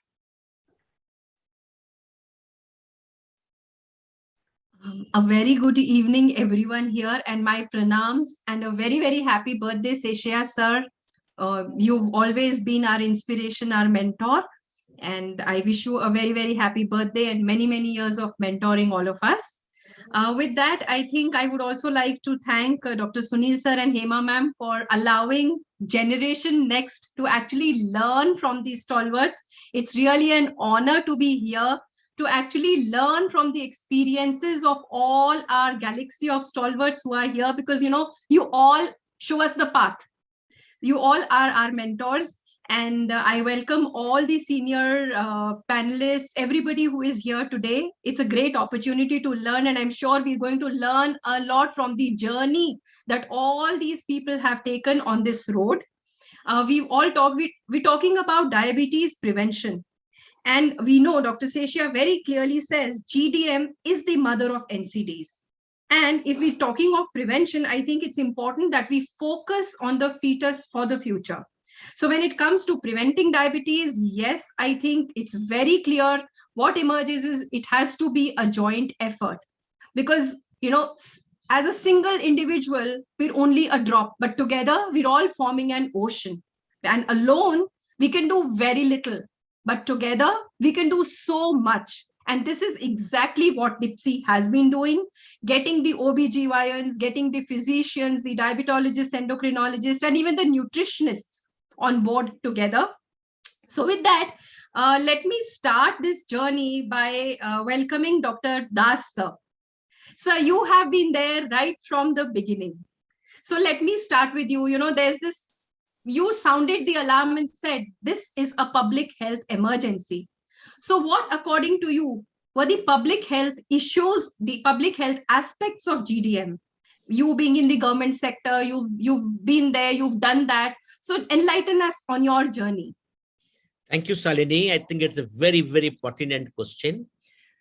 We called GDM way back in 2007, 2008, a public health emergency in slow motion.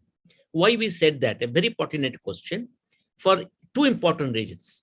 Number one, we realized that GDM is the mother of all NCDs. GDM begets diabetes in the female child, female offspring, and there's a transgenerational transmission. We also realized that GDM is also related to many other diseases which occurs following the pregnancy and the childbirth. Most notable among them was obesity. Of course, we cannot forget the CVD. And therefore, it is rightly said that the gestational diabetes mellitus is a public health emergency. We just now heard Dr. Soumya. Can we imagine a disease which is 19% prevalent among the population? And what is responsible for the present explosion of the type 2 diabetes? If you can put one single cause for the explosion of type 2 diabetes, being very high in our country and in Southeast Asian countries, we can say with closed eyes, it is GDM prevalence. Therefore, GDM begets diabetes in the community, begets NCD, begets obesity, and the greatest driver. And the second issue is about the cost.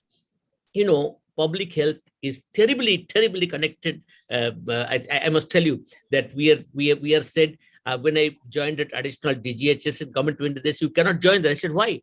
You have to be pregnant. I said, why have to be pregnant? He said, Government of India, the HEMA will be extremely happy to know. They said that you can only enter ministry if you have program for the pregnant ladies.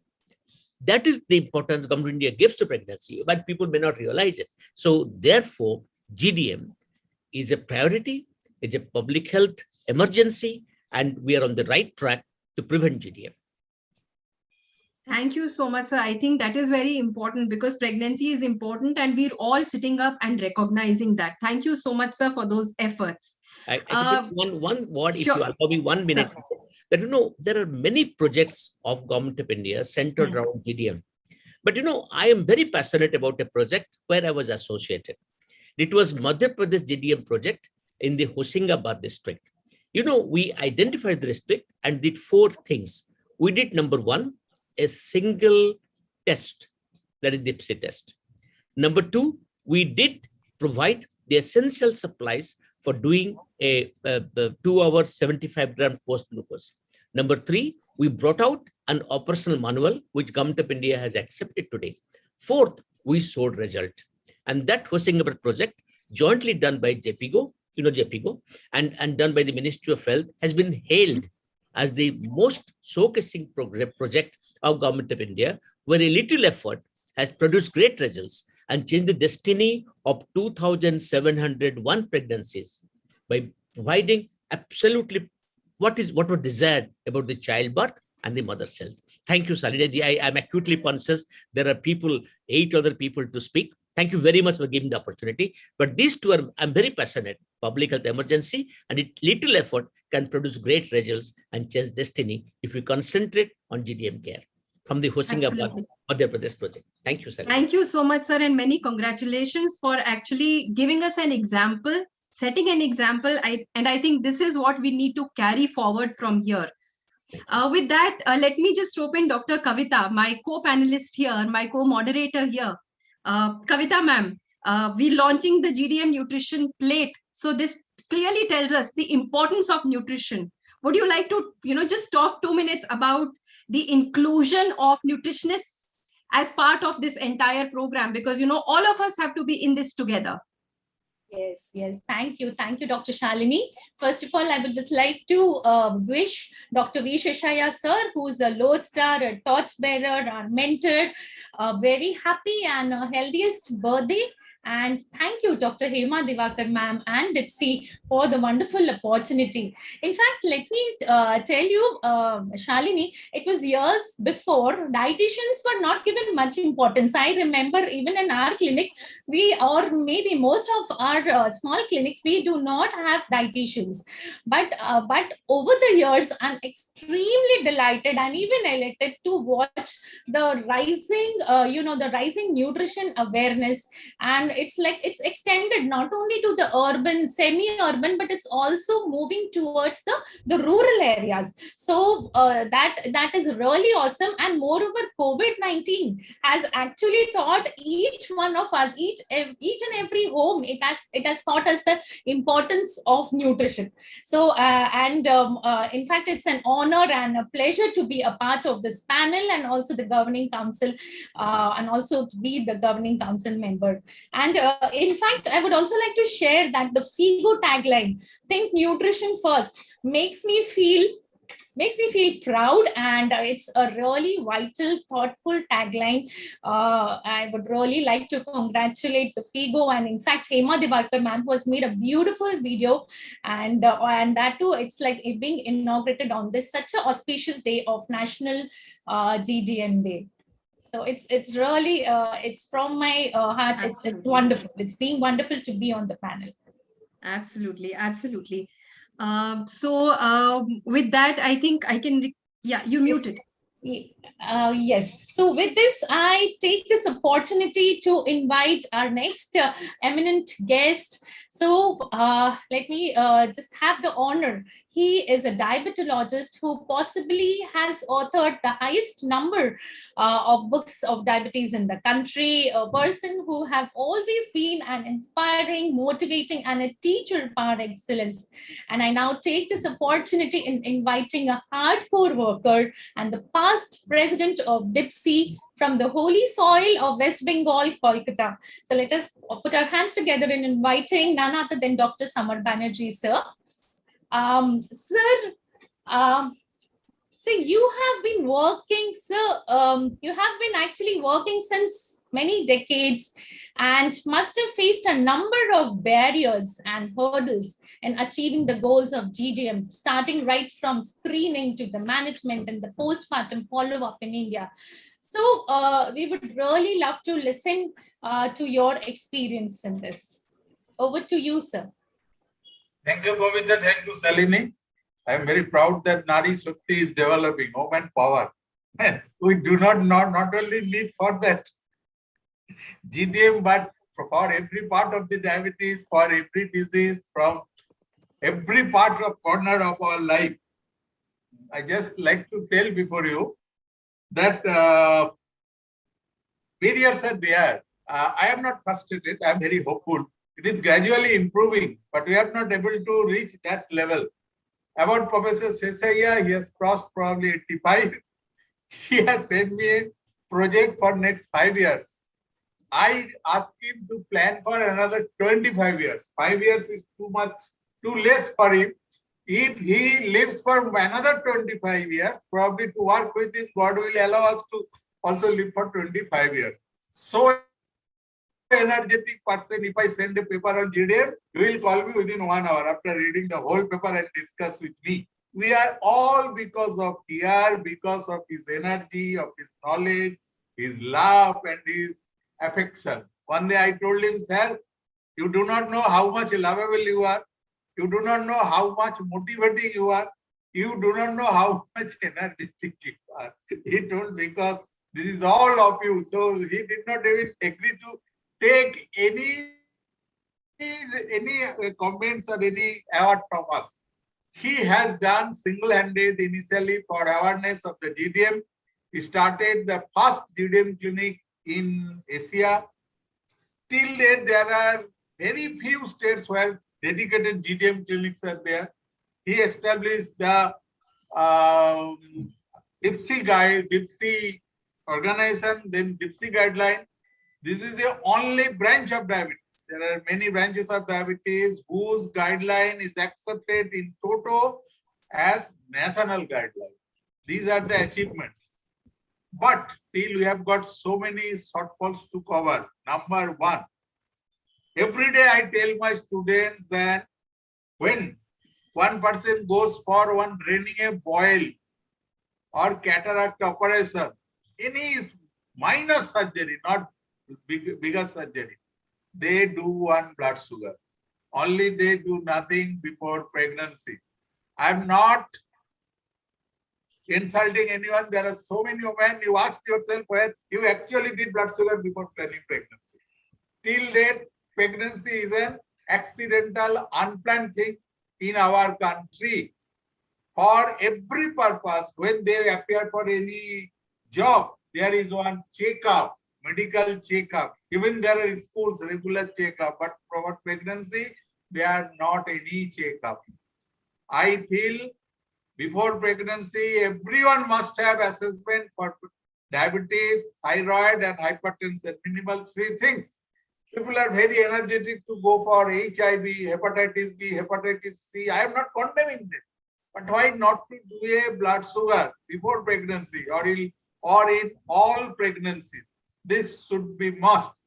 The particular area where we can focus most are number one, polycystic ovary, young female.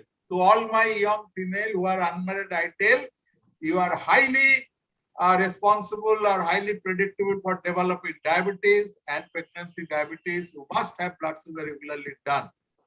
Ladies, women with strong family history of diabetes with family history of GDM in the mother, or if the woman is itself a product of GDM, women with coronary artery disease, hypertension, dyslipidemia, obesity must have at least one blood sugar done before pregnancy. We'll have to raise this awareness. I have seen Sunil to come up with so many innovators, and I'm very hopeful he will do more and the subsequent presidents will develop.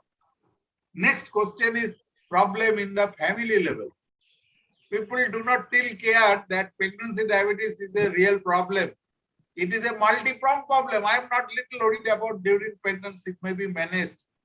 But there are data multiple that coronary artery disease, hypertension, dyslipidemia, obesity, and diabetes, and also brain development. They will be defect. They will be more important in a baby developing from gestational diabetes. So you see, even a baby is born nicely, he will have some problems with the neurological development, which we may not be able to incriminate to the GDM. Family persons, the husband, the mother-in-laws, and others should all be well educated. What are the problems and what is the importance of this? Just last day, I saw a lady who has a case of GDM, was very nicely delivered with insulin, etc. But he fails to come for follow-up. Here, mother-in-law does not allow her to go for screening and treatment of diabetes. The baby is born. It is a very nice thing. You don't need to have any treatment. So the family should be well alerted. The government should be also well heated what they should do. I'm very happy with the support of Professor G. Sesayar, Tamil Nadu government, and some government are very energetic. They have made it compulsory. They are giving insulin compulsorily. Even they are giving blood sugar message. But it is not all the states. I'm not blaming any political party. But all the states must take the decision that diabetes prevention is only possible if you treat pregnancy diabetes nicely. They must have a GDM clinic at least in every Mohkuma or a district level. It is not possible to do it in the peripheral level. MBBS doctors should be well trained, and whenever you come across with blood sugar, they should be also taught about minimal diagnostic criteria. One blood sugar above 120. Corporate hospital, they can go for multiple blood sugar, many tests. I don't bother. MBBS doctors, I'm very sorry to say, in the textbook of medicine for MBBS, there are only few lines, 2 or 3 lines about pregnancy diabetes. There should be at least 1 page about GDM so that they are aware this is serious, how to diagnose GDM, and when to send the cases to them. Next problem in the amongst the doctor, a survey from India has shown 50% of doctors are doing satisfactory job. 20% doctors do not follow any guideline. 30% they are very haphazard about the guideline. Some very high-nose doctors with topmost degree, they prefer American guideline. I always say the country is not America, the disease is not from America, and the child born will not be American. So what fits to the soil, what is best acceptable, what is best doable, that should be done. That is only blood sugar test in 3 trimesters. The first one is normal, do second, and also the third. Even in the 36th week, if blood sugar is high, that need to be treated. And there are also problems in the level of the patient itself, which is very important. Most of the time, they do not care for their problem. They think blood sugar, I have heard of it, okay, how you will damage. But the most important thing is the response from a patient, if properly motivated. And of course, if you use the feared weapons, threat, then they respond very nicely. They, of course, objects about the insulin, but I say, no, this is for your baby. And what slogan is now created, I tell you, just do some odd jobs for few months and you get rest of your life and of your child a best one. And the fully motivated patient compliance very nicely and the results are very good. In 2022, I can assure any lady with any problem, excepting advanced renal failure and advanced myocardial heart disease or heart failure, can have a healthy child if they properly follow the guideline. Thank you for giving me the chance. Thanks to Kavita and Salini. Thank you so much, sir. I think that was a very clear message, and things definitely are changing, because if I remember my pregnancy 19 years back, I did not undergo either a GTT or a glucose test because nobody asked me to look for GDM at that time. So from that time, I think today things have advanced, and this is all thanks to the efforts of seniors like you, that today I think we try and we're still making efforts to see that at least that one single test to pick up GDM is done at the right moment when the lady comes to us. Salini, you can take a better chance now. Sir. So thank you so much, sir. With that, I think we'll move to Usha ma'am. Usha ma'am, I want to bring you in here because you are somebody who's been at both the spectrums. You've practiced in America, in the US, you've practiced in India. And I remember a conversation where you actually were telling me how you were so surprised to see that, you know, once you moved from US to India, you saw the prevalence of GDM and you were shocked. And then you looked at how GDM was being managed. And from there, the journey started, and it's been like a never ending journey. And right from GDM focusing on pregnancy, you've now focusing even on preconception and postpartum. So we would definitely like to hear the story from you. Thank you, Shalini. And I also want to congratulate. Before Usha takes over, let me congratulate her for wonderfully leading the whole women's group across the country. I feel that is what is a very, very promising thing, that something good is going to happen further, and more advances towards this, and acceptability and the visionary approach what she has is commendable. Congratulations, Usha ma'am. Thank you, Sunil, and thank you so much. Let me also congratulate Professor Seshaya, but I want to stake claim because he is ours from Madras Medical College. I'm so proud and so grateful that he has made, GDM such a household, term and put us on the map literally. So just to take the lead from what Shalini said, but I'm afraid to use the word America now after what Samartha said. Unfortunately, I trained in the US, and the Lois Jovanovic-Peterson and Norbert Frankel and Boyd Metzger were all people doing amazing research in the US at the time that I was training there. And I read a lot about GDM, we heard a lot about it, but didn't see much of GDM because it was the incidence of it is not as high as our country. But once I moved back and started working at EV Kalyani, which is like the premier OBGYN institution in my part of the country, I just saw the amount of gestational diabetes that we were seeing, and that was only 4 or 5% in the 90s. And slowly, every decade, the numbers did not just jump; it actually, leapfrogged to the next level and the next level to where we are now. But now, what I'm most disturbed and what actually, prompted me to start Divas and now the Didi program is what I'm seeing the women who are coming to see us. So many of them just casually mentioned that they had gestational diabetes, never had follow-up after that. And many of them have developed frank type 2 diabetes or pre-diabetes, or they have no clue about what their glucose tolerance is at this stage. And some have even developed CV risk factors and other complications.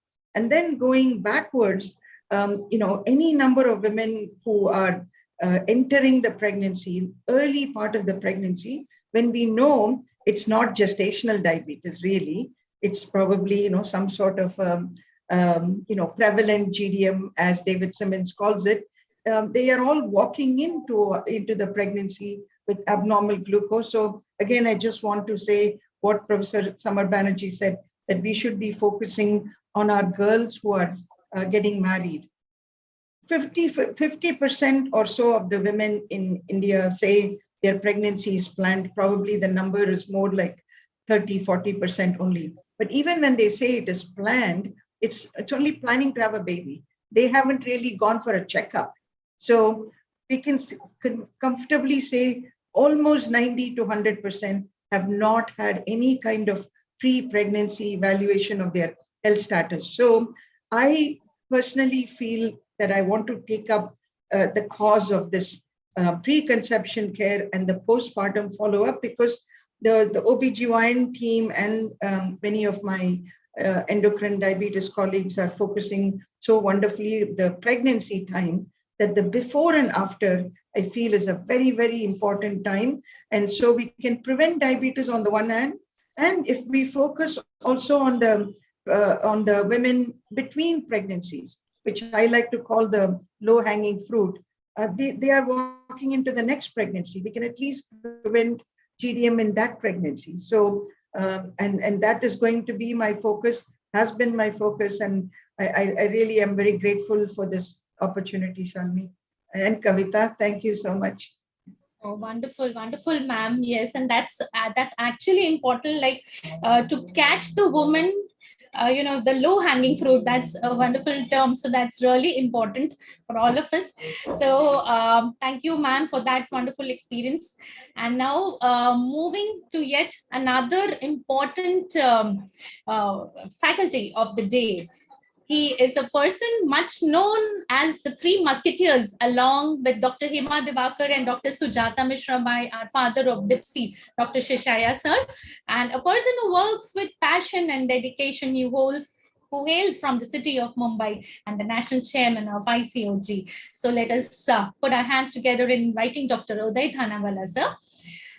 Sir, you have been one of the pioneers and you've been instrumental in building the DIPSI-FOXI collaboration.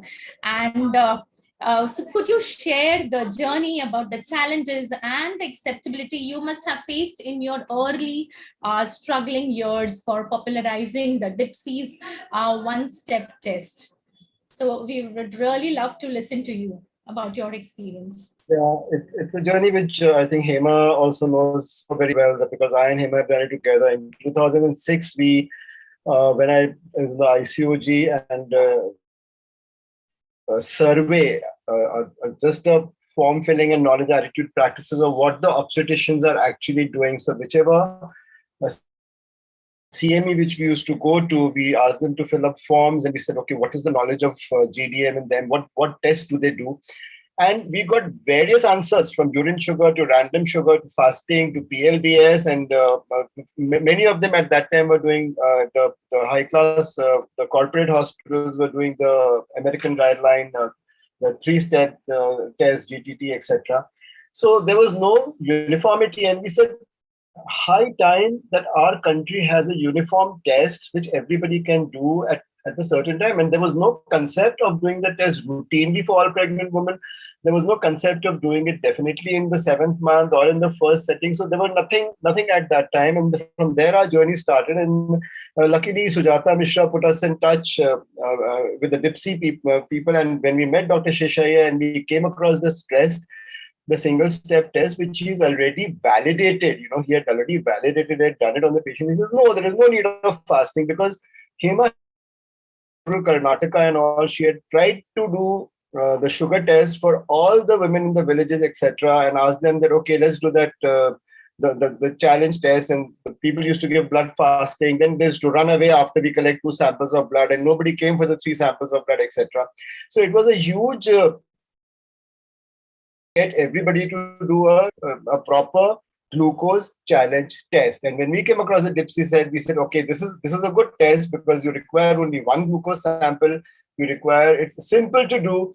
We also came across the companies which then initially we had this 100-gram glucose packet, and Dr. Sheshaya used to say, take 5 spoons and mix it with water and ask the woman to take it.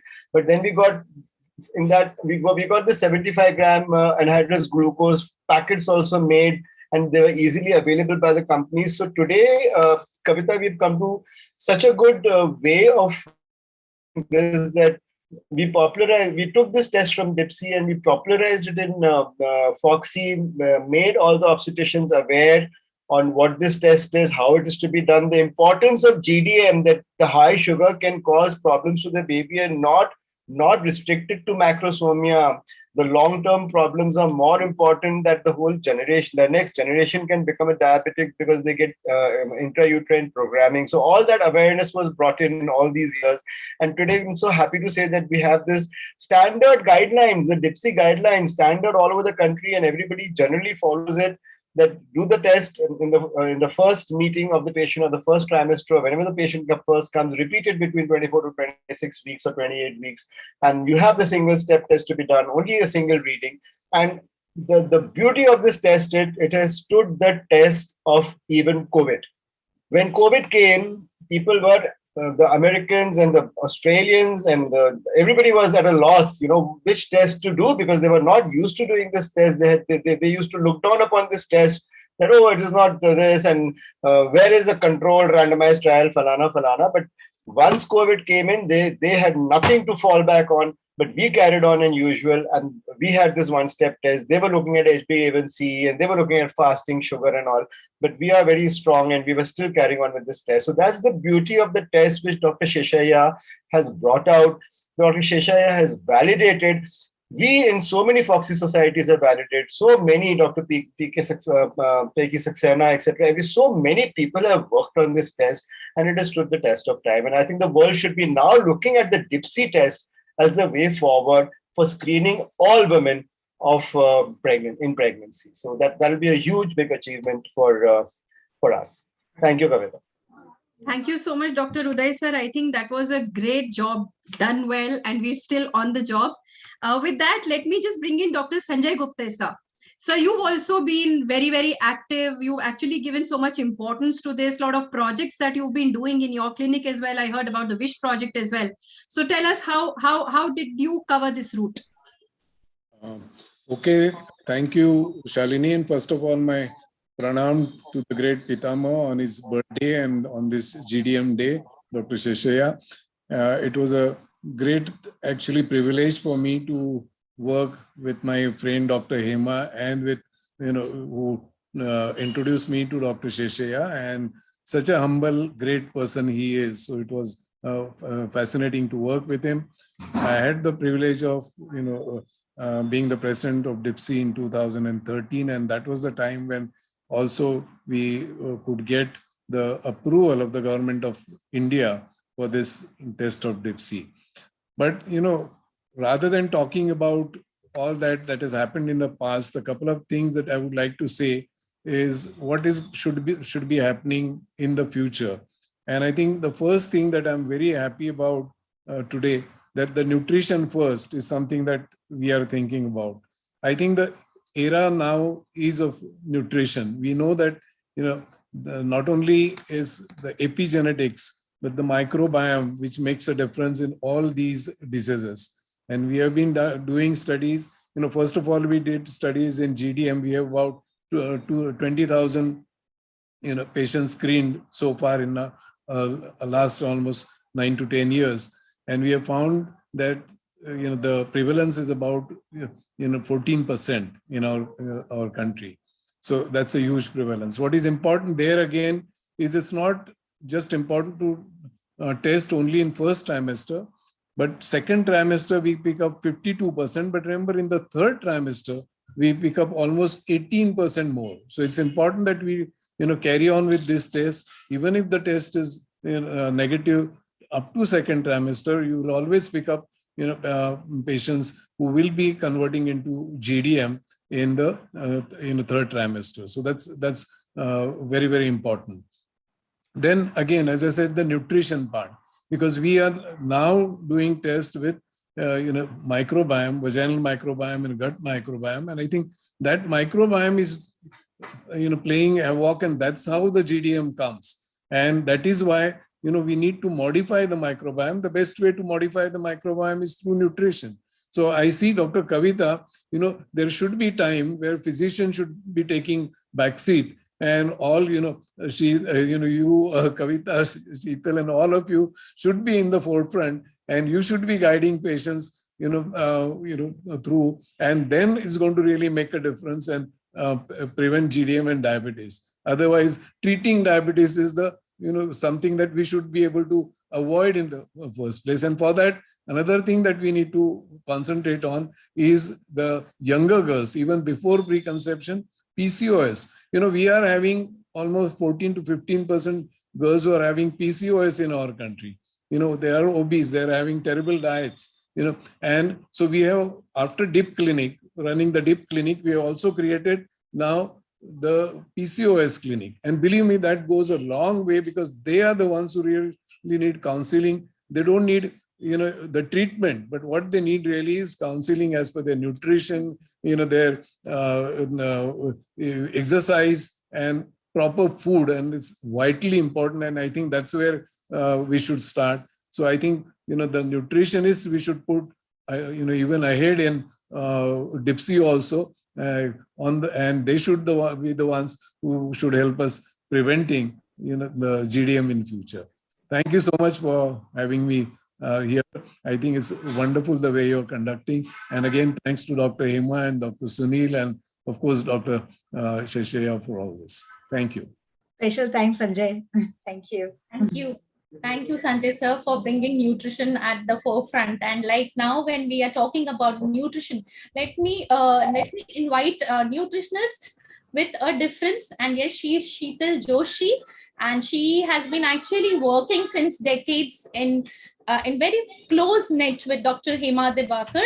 And we've also learned that artist does a lot of work, lot of training programs pan India, and Manyata is a FIGO initiative. So we would like to hear about this, this training program pan India, and I'm very sure that you're going to inspire many of the dietitians and the diabetes educators over here. So over to you, Sheetal.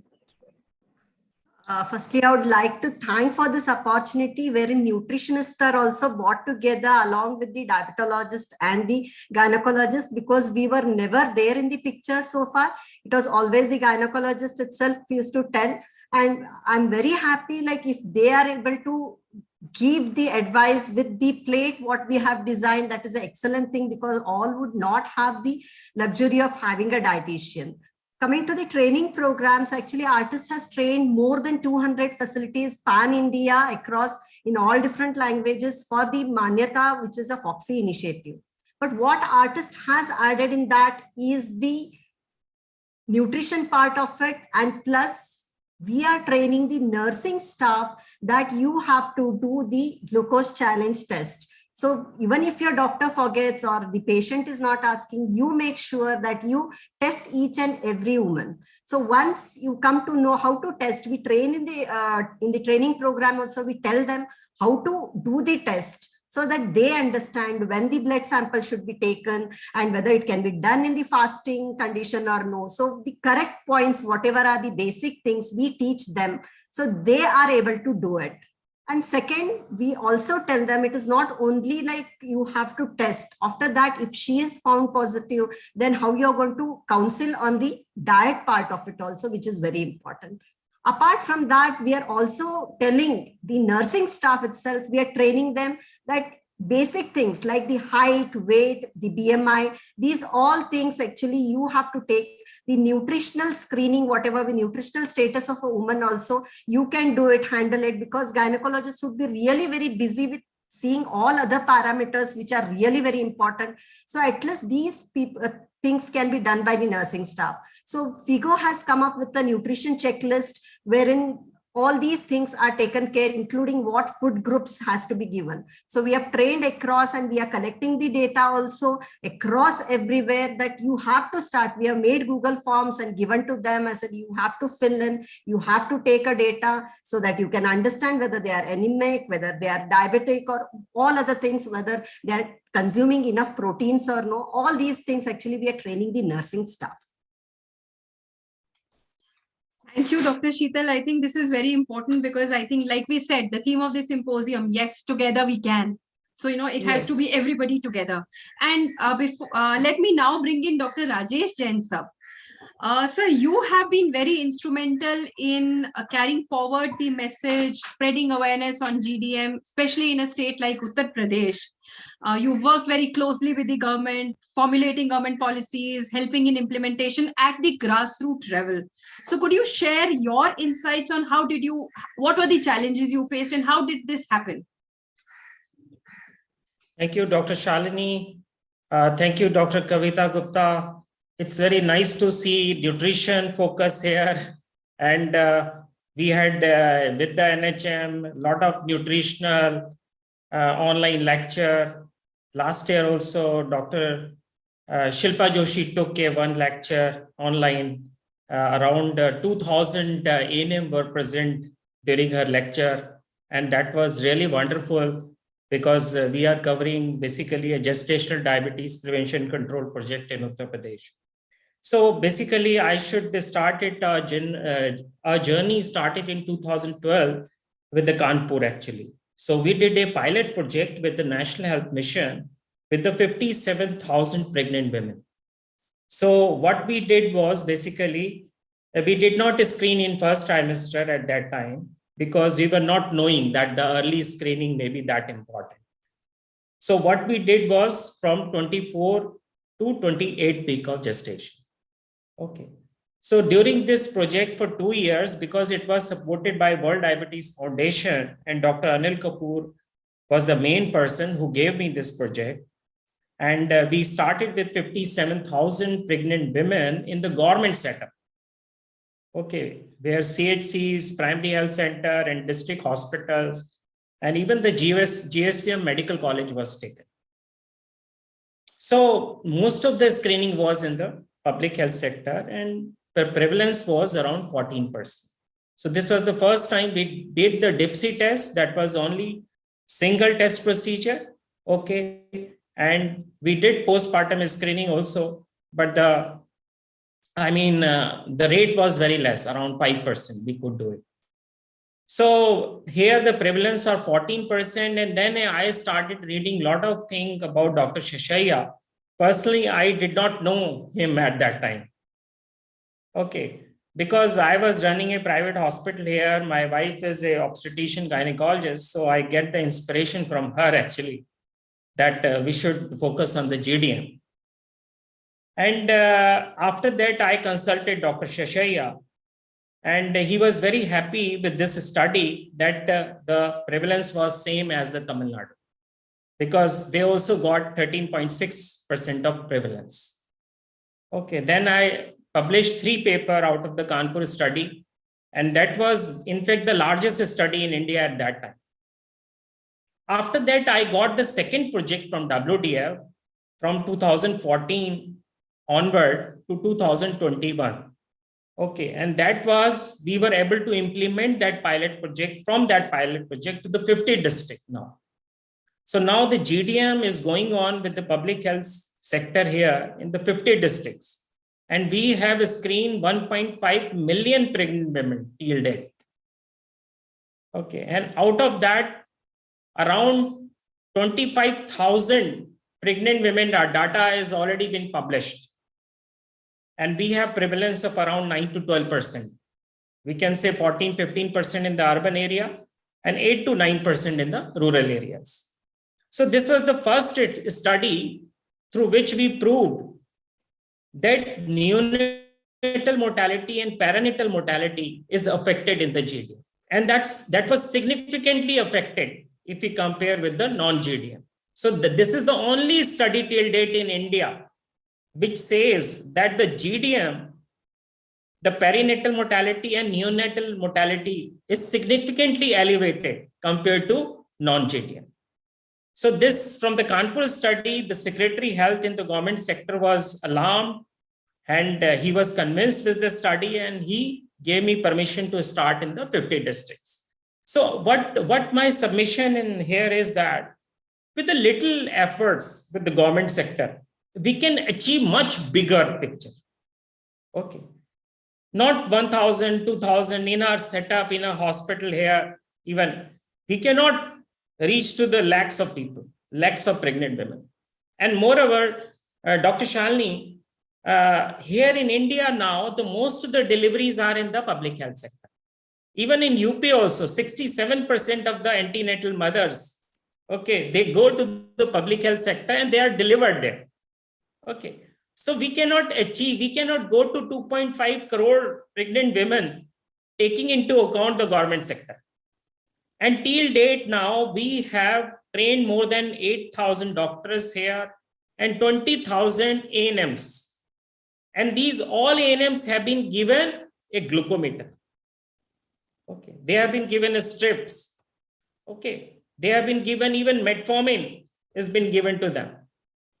Okay, but because of the COVID for last 2 years, we are not able to do much. But here in UP, we are running a biggest program on gestational diabetes. Even this program is bigger than Tamil Nadu program now. Okay, so inspiration from Dr. Sheshaya, okay, has now reached to a level that we can say that the dreams of Dr. Sheshaya is maturing. Okay, we have not reached to those dreams, but we are trying to reach to our dreams. Okay, and not only that, I publish around 10 to 12 papers with Dr. Sheshaya. So it's a great achievement for me that Dr. Sheshaya is the one of the author in my paper. Okay, so what my submission is here, we should all have guru. We should have one guru in our life. Okay, and we should follow that guru strictly. Okay, and now he is my spiritual guru also, because almost every week we talk, he gives me a lot of tips. So I'm very lucky and fortunate in that sense that I got for last 4 or 5 years his company. And we are very happy with each other. And we are enjoying GDM actually.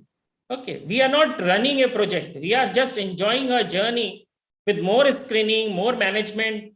And I'm very happy to see Dr. Kavita Gupta here, because when it comes to GDM, 90% prevention is with the medical nutrition therapy. Okay. And we will thank Dr. Sunil Gupta also that he has encouraged nutritionists. Okay, because nutritionist is the core of every disease basically. जैसा हम खाएंगे वैसा हम बन जाएंगे. Okay, and most of and Dr. Kavita, I would like to tell you that in UP, in GDM pregnant women, we have microsomia also. Okay, because of the malnutrition. Okay, because of the micronutrients lacking in the food, they are not getting a healthy food. Okay, so the infants of GDM, they have weight less than 2.5. So this is a new picture in UP, because we have 1.5 million, I mean, children, those who have come out of this screening. So we are able to analyze it that 16% of these children, they are less than 2.5 kg body weight. Yes. Okay. So we are dealing with the two things, macrosomia and microsomia both. Because these microsomia children also are having high risk for coronary artery disease, okay, type 2 diabetes, obesity, metabolic syndrome, and PCOD. Yes. Okay. So we are seeing a whole picture in UP, okay, and this is a very alarming and very interesting to see that how we can prevent it in the whole country. Yes. And now, as I talked with Dr. Sunil Gupta, we are targeting now because Mr. Kejriwal has won in the Punjab also, and he's in the Delhi. So we will be targeting at least 2 states, Delhi and Punjab now. Okay, thank you very much. Thank you so much for your insight. As we are running late, a quick thank you to each one of you, and may the vision and the mission of DIPSI and FOXY in creating GDM awareness spreads not only in India but across Southeast Asia. And I think today we have actually proved that together we can and we will work together and share together. Thank you so much, ma'am, for this opportunity. Thank you, ma'am. And it has been a great learning from all these stalwarts. And I think the examples have been set, and we just have to travel on that route, the path that the seniors have shown us. Thank you so much, sir. Thank you so much, Hema ma'am and Sunil Gupta, sir, for giving us this opportunity to learn from our seniors, from the examples that everybody is setting for people to follow. With that, I hand over back to the organizers for the next panel discussion. Thank you so much. Thank you. Thank you. Thank you, Piki. Is it Hema will take over, or I should invite the next panelist? No, the next panel is coming up. Yeah. Yeah. So I invite Dr. Piki Saxena and Dr. Anand Shankar. Yeah, they will be introduced, Sunilji. Yeah, they will be introduced. Yeah. We now begin with the second session for the day. We will be having a panel discussion with the leaders of Tamil Nadu and Karnataka OBGYN societies and KCOG, who will connect and collaborate and discuss the role of professional organizations in the prevention of diabetes. The moderators for this session are Dr. Piki Saxena and Dr. Anand Shankar. Dr. Piki Saxena is the Professor of Obstetrics and Gynecology at the Lady Hardinge Medical College and SSKH, New Delhi.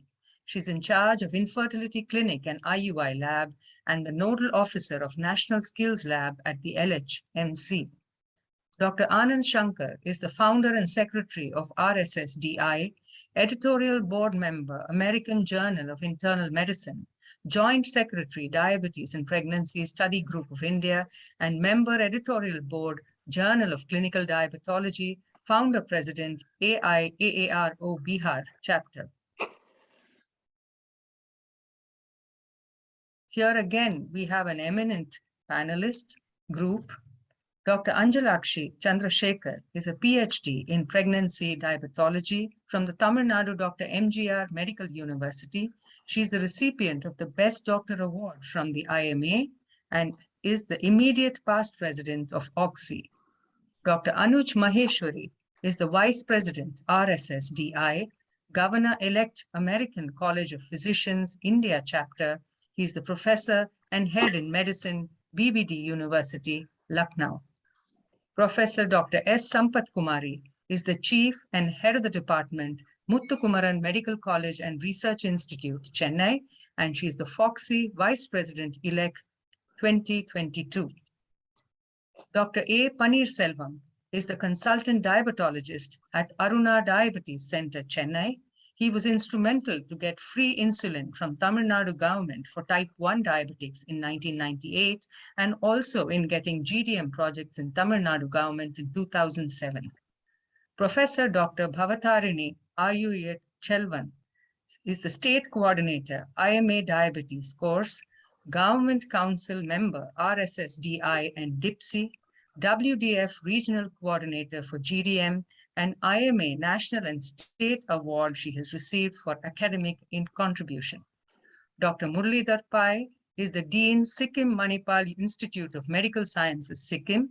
He's the professor and head of the department, OBGYN, KMC Manipal. He's the founder and current chairman, KCOBG, and he's also the author, Holland and Bruce Obstetrics, 4th edition, and OBG PMFU, 1st edition.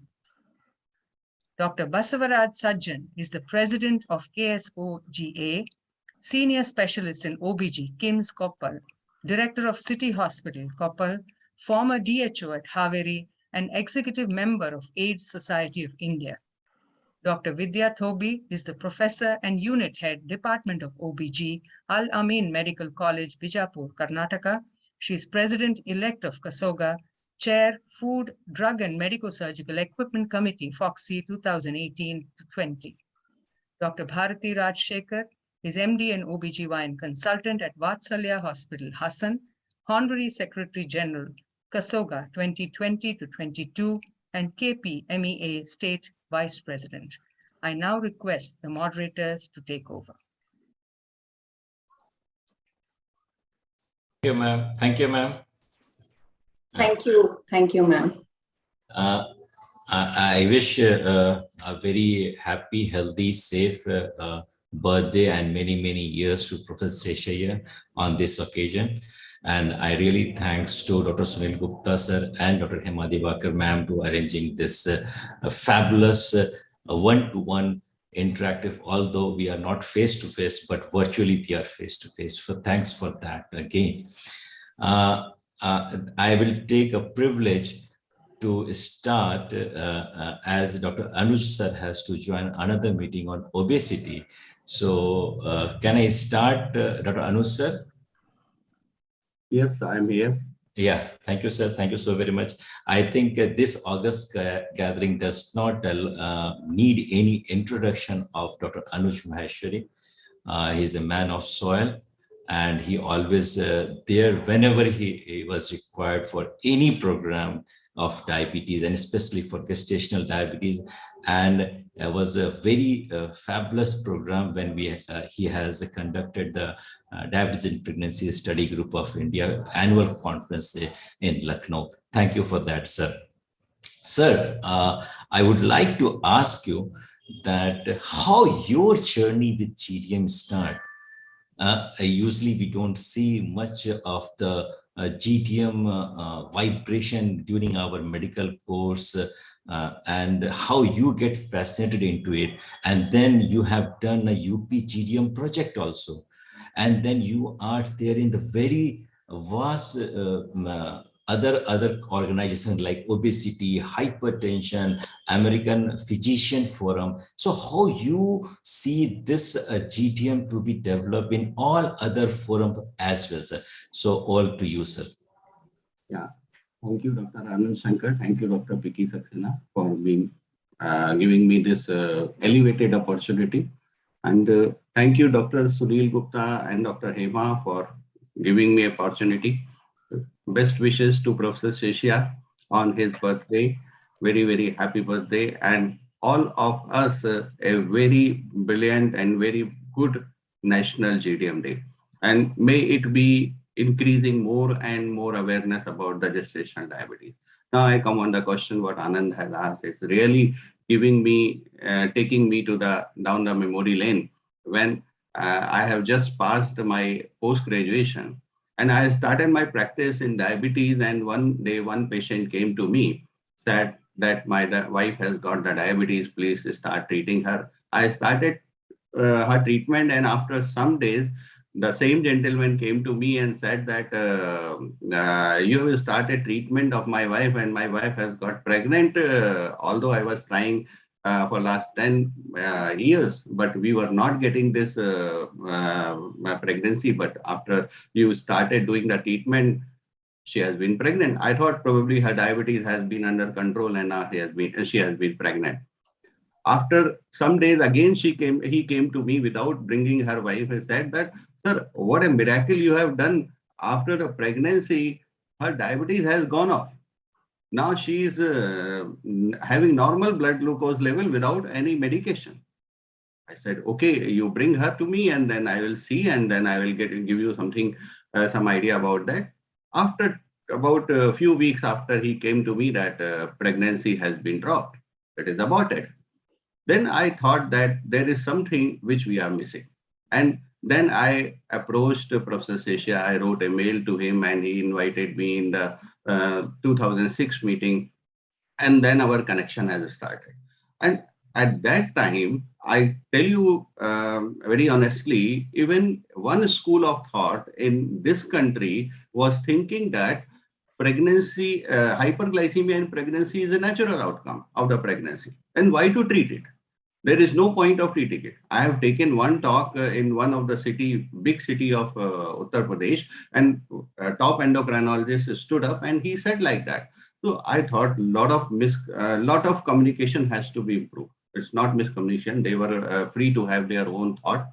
And biggest leverage we could get, or you can say that ice has been broken when we have started working with the Jagran Pahal in Uttar Pradesh. Jagran Pahal has chosen two cities. One was the Lucknow and another was the Saharanpur. And they have done prevalence studies there. They have done a lot of awareness campaign there. And for that, they have chosen that in urban area, they have chosen to go in the girls' schools, especially the inter colleges and degree colleges. And in villages, they have chosen to go on the chopal. And for that, they were requiring some doctors. Few of the places I could go.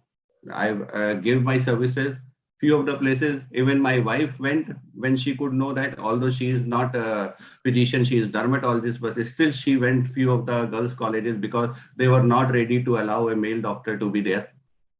Then at that time, I was secretary of Uttar Pradesh Diabetes Association. So now I'm combining how can the multi institutional or multi-organizational approach can help in preventing a disease.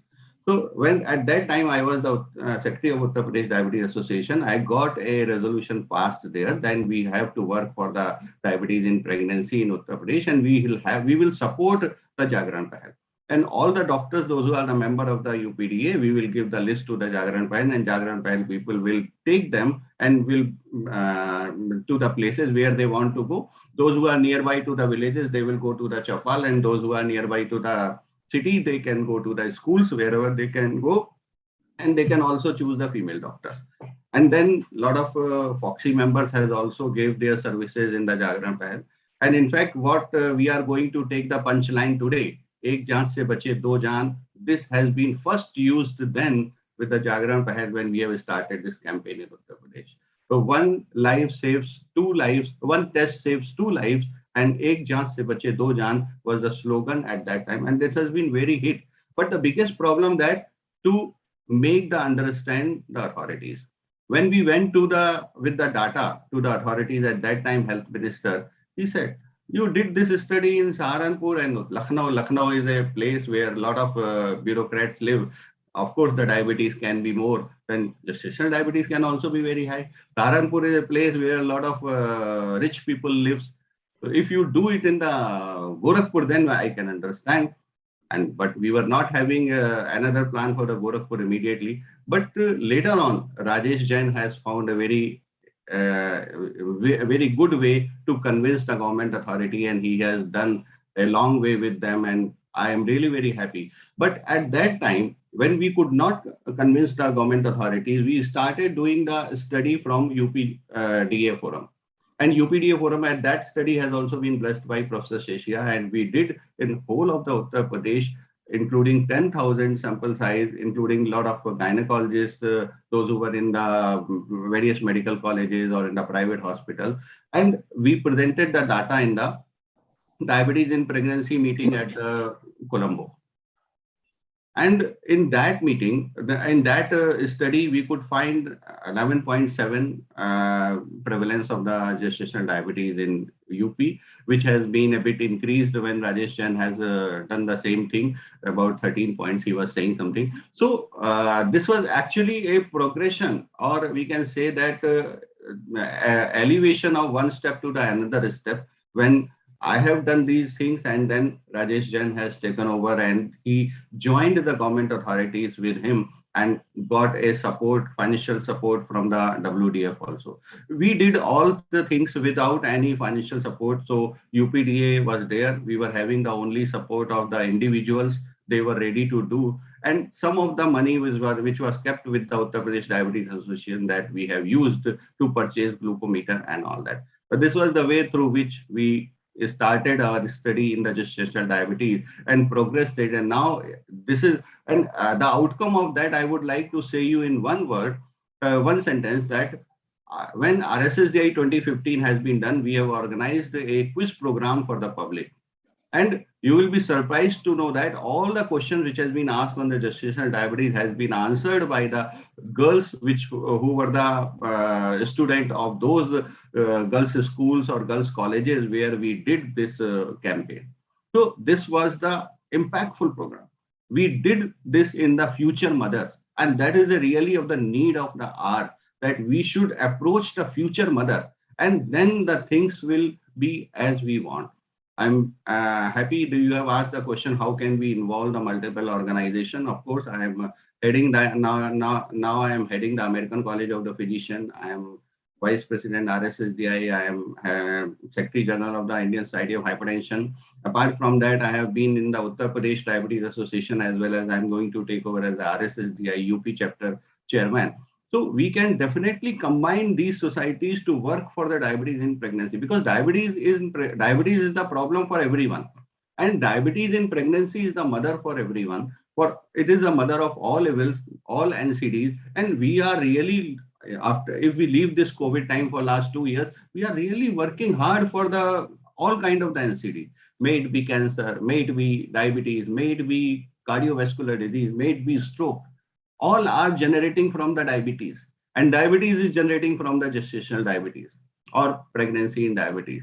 So this is the high time we should alert the people to keep your blood glucose control in the pregnancy. And this inspiration I have received from Professor Sheshia. That's why I always think him once in a day about all the things and all the knowledge what I have received from him. Thank you, Professor Sheshia, for giving your blessings always. Thank you so much, sir. Thank you so much, and thanks for that insight. Now I request Dr. Saxena to take over from here, and then we'll join together. So first of all, I would like to wish Dr. Sheshaya sir a very, very happy birthday. He's the teacher of teachers, Bhishma Pitama, and a real true torchbearer.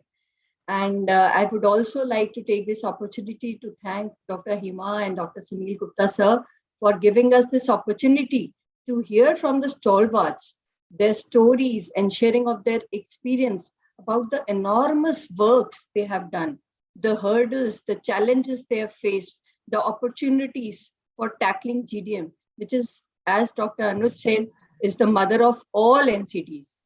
So we have the national guidelines in place. But how did it take nearly 2 decades of sheer hard work, collaboration, negotiations to reach this goal? So this panel, which has been conceived by Dr. Hema and Dr. Sunil sir, would be throwing a spotlight on the strategies for improving awareness through intersectoral collaboration. So I think, like Dr. Anuj has just shared, we need to focus, we have to do intersectoral collaboration, focus on the younger generation, starting from the lifestyle approach, starting from the childhood, from the neonates, and throughout life. So I request Dr. Anand now to take the second panelist. Thank you so very much. And now I have a privilege to say Sadar Namaskar to Dr. Anjalakshi ma'am. Sadar Namaskar ma'am. I always look upon you for all the troubles I always give you, ma'am. Sir, ma'am, you are with Professor Sheshaya for more than 4.5 decades now, and you are the few person whom we know personally who established the first clinic in the government setup for diabetes in pregnancy. So we'd like to hear from you the story, the whole journey from one clinic to this situation, and how you see that what we should do in future to make the OBGYN, obstetrician, gynecologist, nutritionist, diabetologist, physician to take this memento on for future. To ma'am. Thank you, Anand. My journey with Professor Sheshaya was nearing 5 decades. Yes. Okay. Before wishing a happy birthday to our Pita, I want to thank Dr. Hema Divakar, who was instrumental in getting his birthday as a GDM day. So my heartfelt thanks to Dr. Hema, and also Dr. Sunil Gupta as a president of DIPSI. He has taken the GDM Awareness Day to the peak. Okay, and you wanted me to narrate my story. It is a very long story. I think you have to cut it in between. Okay, I was a student of Dr. Sheshaya. My 3rd year, 4th year and all I did with him. And after that he went to GH.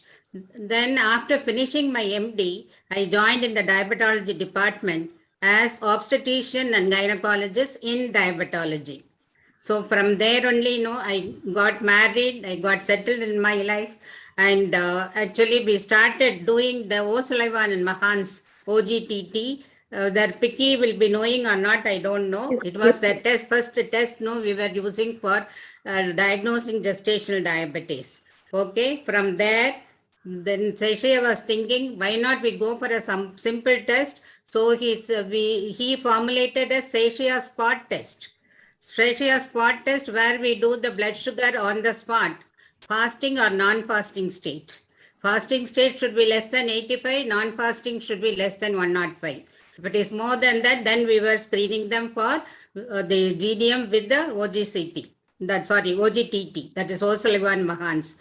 Okay, after that, when I worked in that diabetic clinic in Institute of Obstetrics and Gynecology, we screened 100 bad obstetric women. 100 in the 100, 30% of them, they showed the abnormal glucose tolerance. And by treating that, we were able to get 100% salvage of the offspring.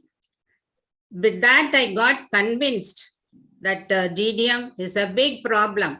So which we have to actually concentrate and do more for our women. So that was the point which actually convinced me. Then we did actually the prophylactic insulin, and I did my PhD. In the PhD to know about the normal threshold of glucose in a pregnant women without any glucose intolerance in South India. So that has thrown a light again showing that the values are low.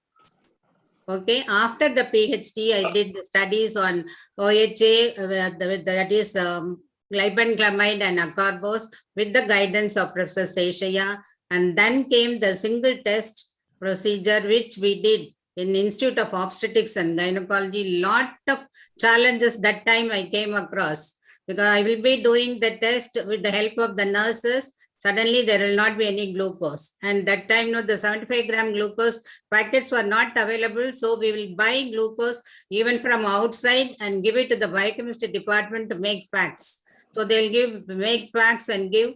And some of the patients, they will take the glucose, that is vomit. As seen in the OP, very busy OP. So a lot of trouble we had that time. And we came out with a very good paper. And after that, I did again the continuous blood glucose monitoring using the device. That has thrown light. That is, even if you control the blood sugar, that is, we are only monitoring the fasting and PP in the beginning. So, and still we are coming across the intrauterine death. So we were actually worrying what happens. Then when we did the continuous blood glucose monitoring, that some people had peaks in between, which we were not able to identify. Then only came the monitoring throughout the day. That is doing a 6.7 point testing. Okay. After that, then we have done a study on even people with 120 to 140 milligram blood sugar level who also had the poor perinatal outcome. So this is my journey with Professor Seshaya. I just simply love the gestational diabetes because once we diagnose and treat, you get a very good result. So what we want to do now, every one of the medical officer, now the subject has been included in the undergraduate book. It is there. So all the MBBS students, they should know how to screen.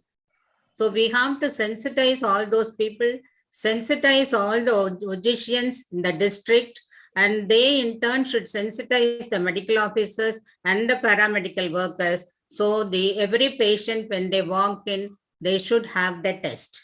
And from the government side or from the organization side, we have to continuously provide glucose, the monitor, and the strips, without any shortage, because if it is not there for some time, it goes out of the mind of the people. So there should be a continuous supply of this. Okay. And now in Tamil Nadu, we have got a very good project for the maternity benefit. We have the Dr. Muthulakshmi benefit scheme, where they give about 18,000 rupees being distributed throughout pregnancy up to 1 year of the postpartum. That is, till the full immunization with the MMR vaccine to the child, they distributed the amount in 5 installments. So once we incorporate our GDM screening into that project, definitely we will succeed in that. Before that, the peripheral doctors, the paramedical workers, all should be sensitized. Okay, and also the VHNs, they can do the domiciliary surveys. They can give the glucose as they go to the visit, and after 2 hours, while they are returning after finishing, they can in turn take up the blood sugar with the monitor itself, with the glucometer itself, they can do it. That is, the domiciliary will definitely will help. It will cover even the periphery, the most periphery. Okay, and from TNFOG, I am the president of TNFOG. We started actually a GDM registry. We formed a pro forma and we gave all to the districts, but they are finding it difficult. So this has to be made as a GO, because they want help from the staff. So unless it is compelled with the government, they cannot do that. So it should be made as a law. Though that is, they say that the Tamil Nadu government has made the screening as mandatory, still we don't get the data and many cases are being missed.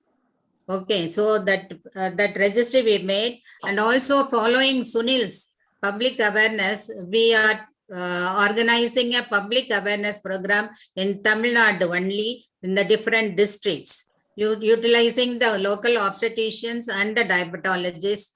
We want to spread the message to the public. And Dr. Sambat Kumar will be telling about the adolescent program.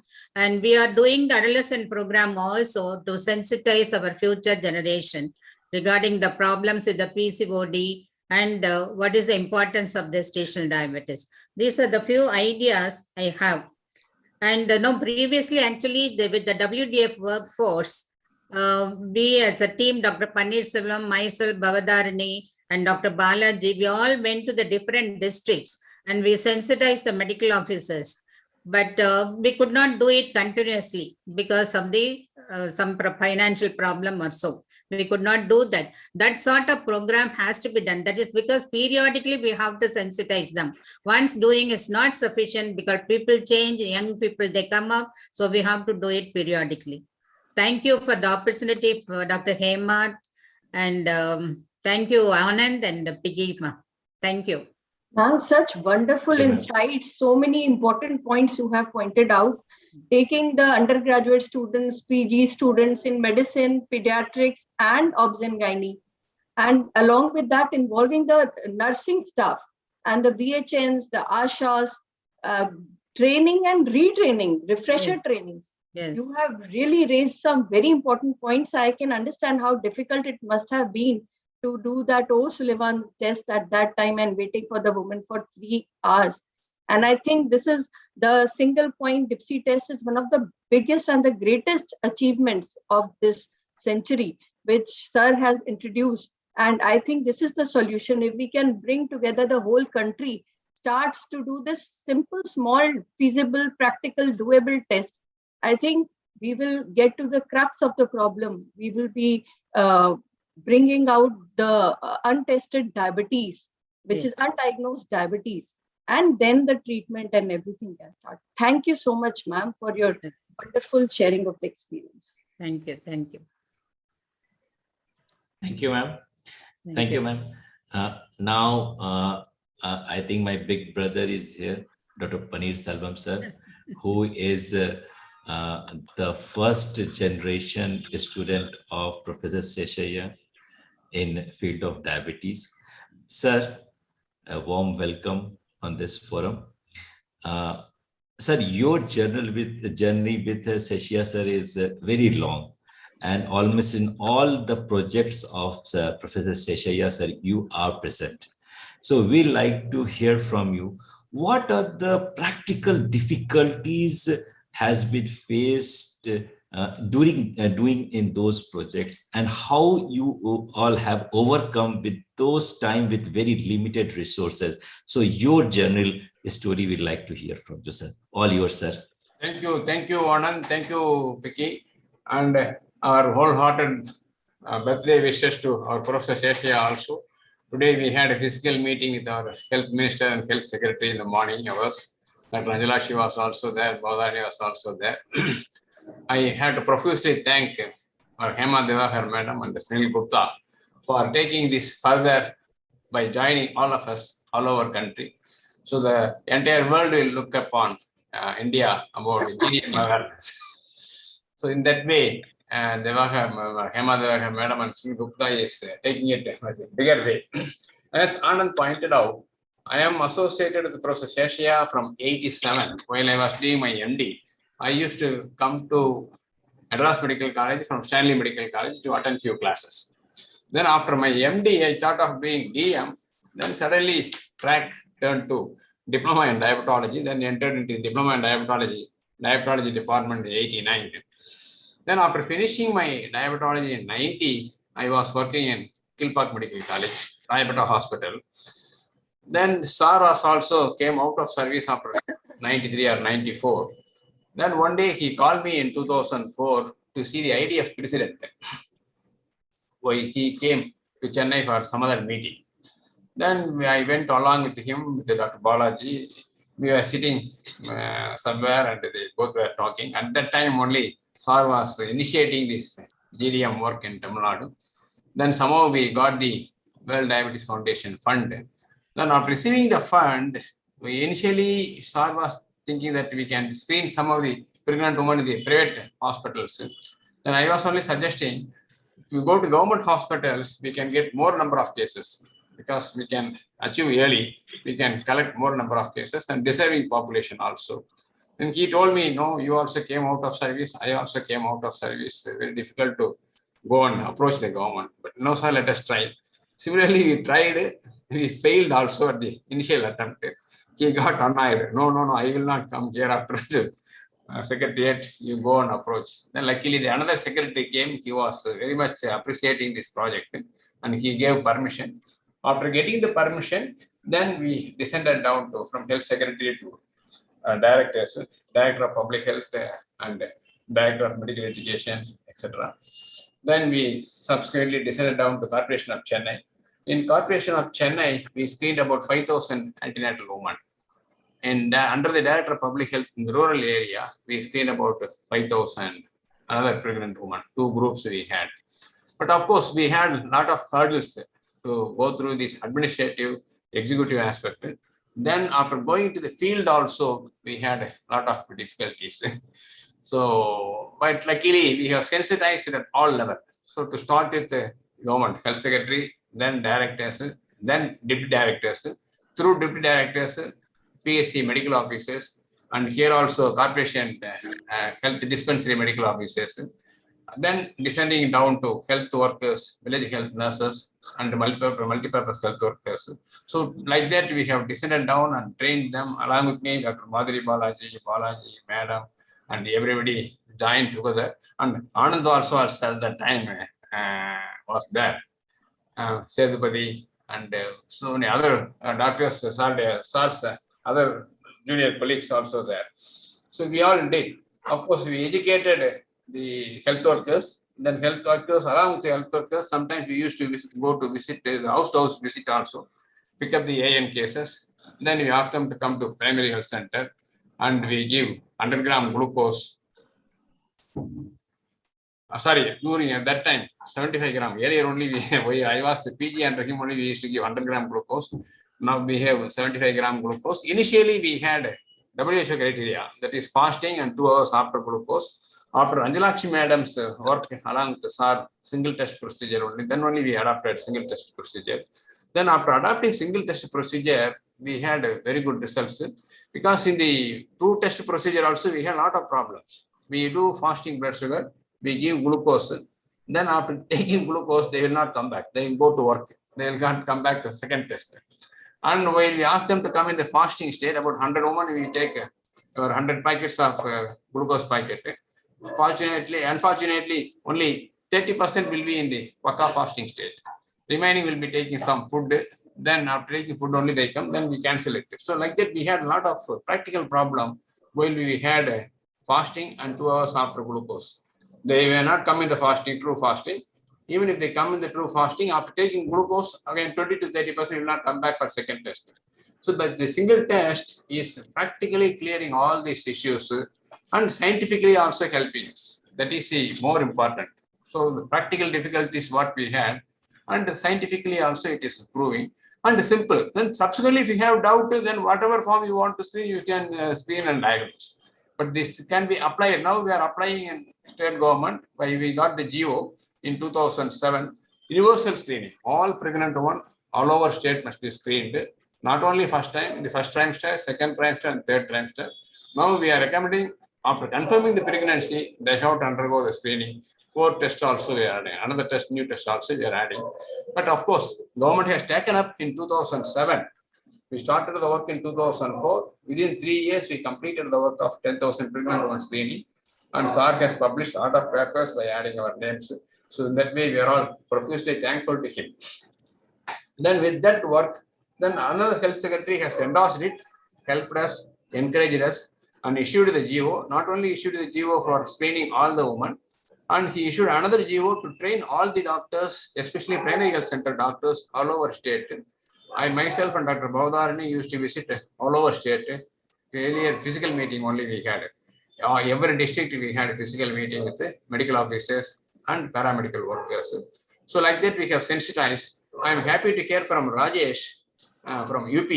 Of course, they have taken over and beyond Tamil Nadu, he started doing with the help of central government as well as state government. In that way, we feel happy and proud. So this is how the GDM project, along with the sir, along with Anjalakshmi madam and all our colleagues, started in 2000. That too, after retirement from service, Dr. Sheshaya also retired from service. Myself also came out of service. But of course, as again Rajesh pointed out, through government, we can definitely reach almost all the people. Of course, through private sector also, like scientific organization, our Diabetic Association is there, RSSDA is there, IMA is there. Through that, let us sensitize our colleagues. Through our colleagues, these benefits should go to the patient population. We have some non-governmental organization also, like Lions Club, Exnora, and some non-governmental organizations also there in different states. Through them also we can create awareness. We can conduct camps, we can create awareness. There are multiple ways now. See, to conduct meeting also now, this virtual meeting is another way. So multiple ways are there, not like Dr. Sheshaya's days. 30, 40 years before, communication was a huge problem. So now the communication is so simple. Everybody is having smartphone. We can jolly well communicate and we can turn up the entire Indian population to prevent GDM, as Hema madam made it. We have to prevent GDM, or we have to identify GDM very early, effectively control. The fetus should not recognize the fetal hyperglycemia. We should save both fetus as well as the mother. By doing so, as Professor Sheshaya pointed out, we can not only going to prevent diabetes, we are going to prevent all NCDs, diabetes and all NCDs. With that, I will conclude. Once again, thanks to our Hema madam and Sunil Gupta, and both the chairperson, Dr. Anand, as well as Kaliki, and all my senior colleagues and my colleagues. Thank you. Thank you. That was wonderful deliberation, sir. Wonderful.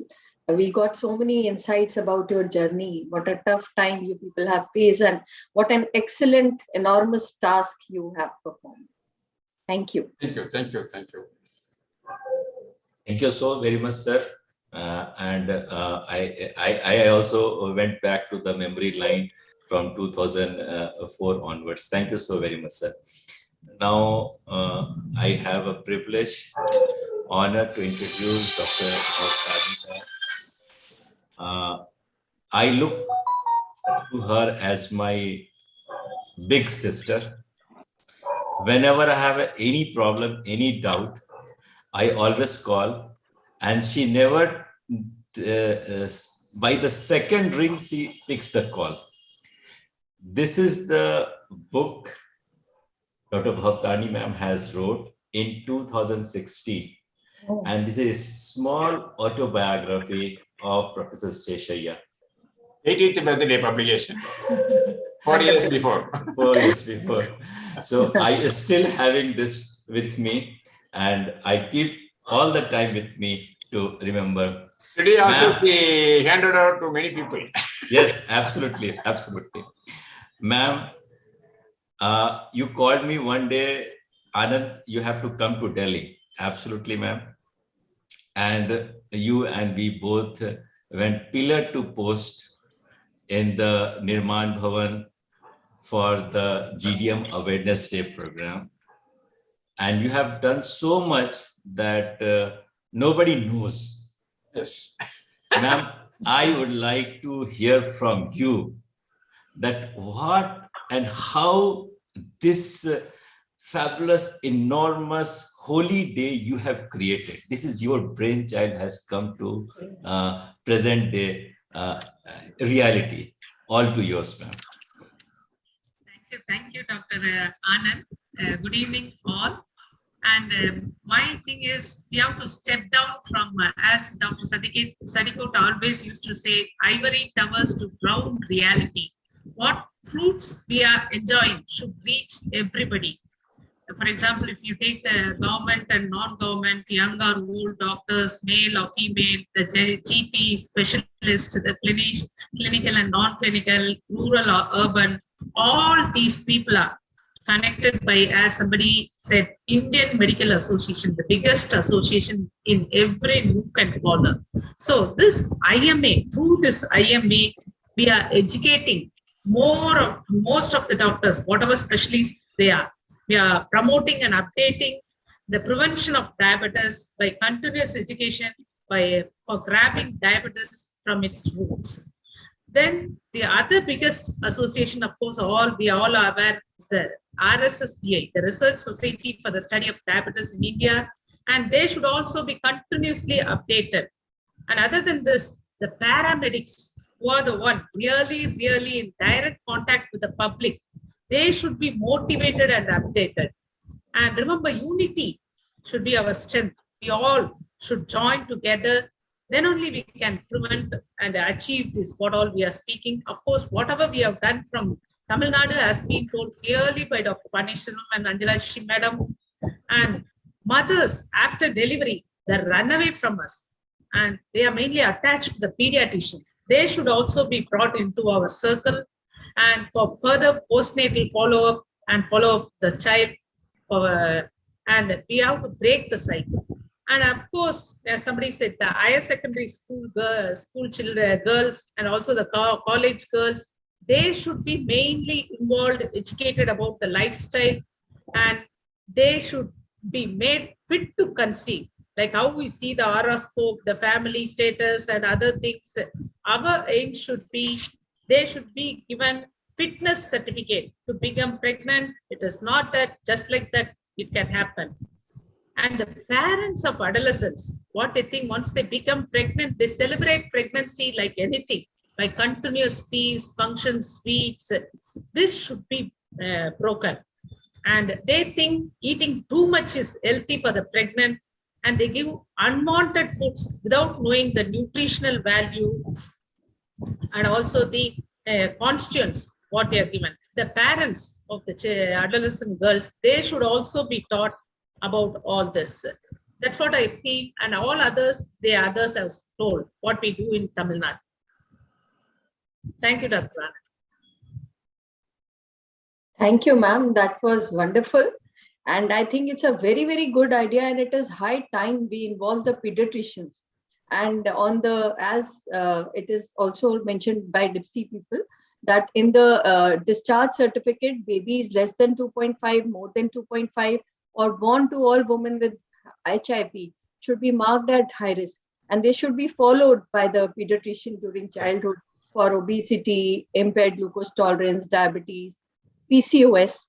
Dr. Sampath Kumari will be focusing on PCOS and adolescent. So I think that's a very good point.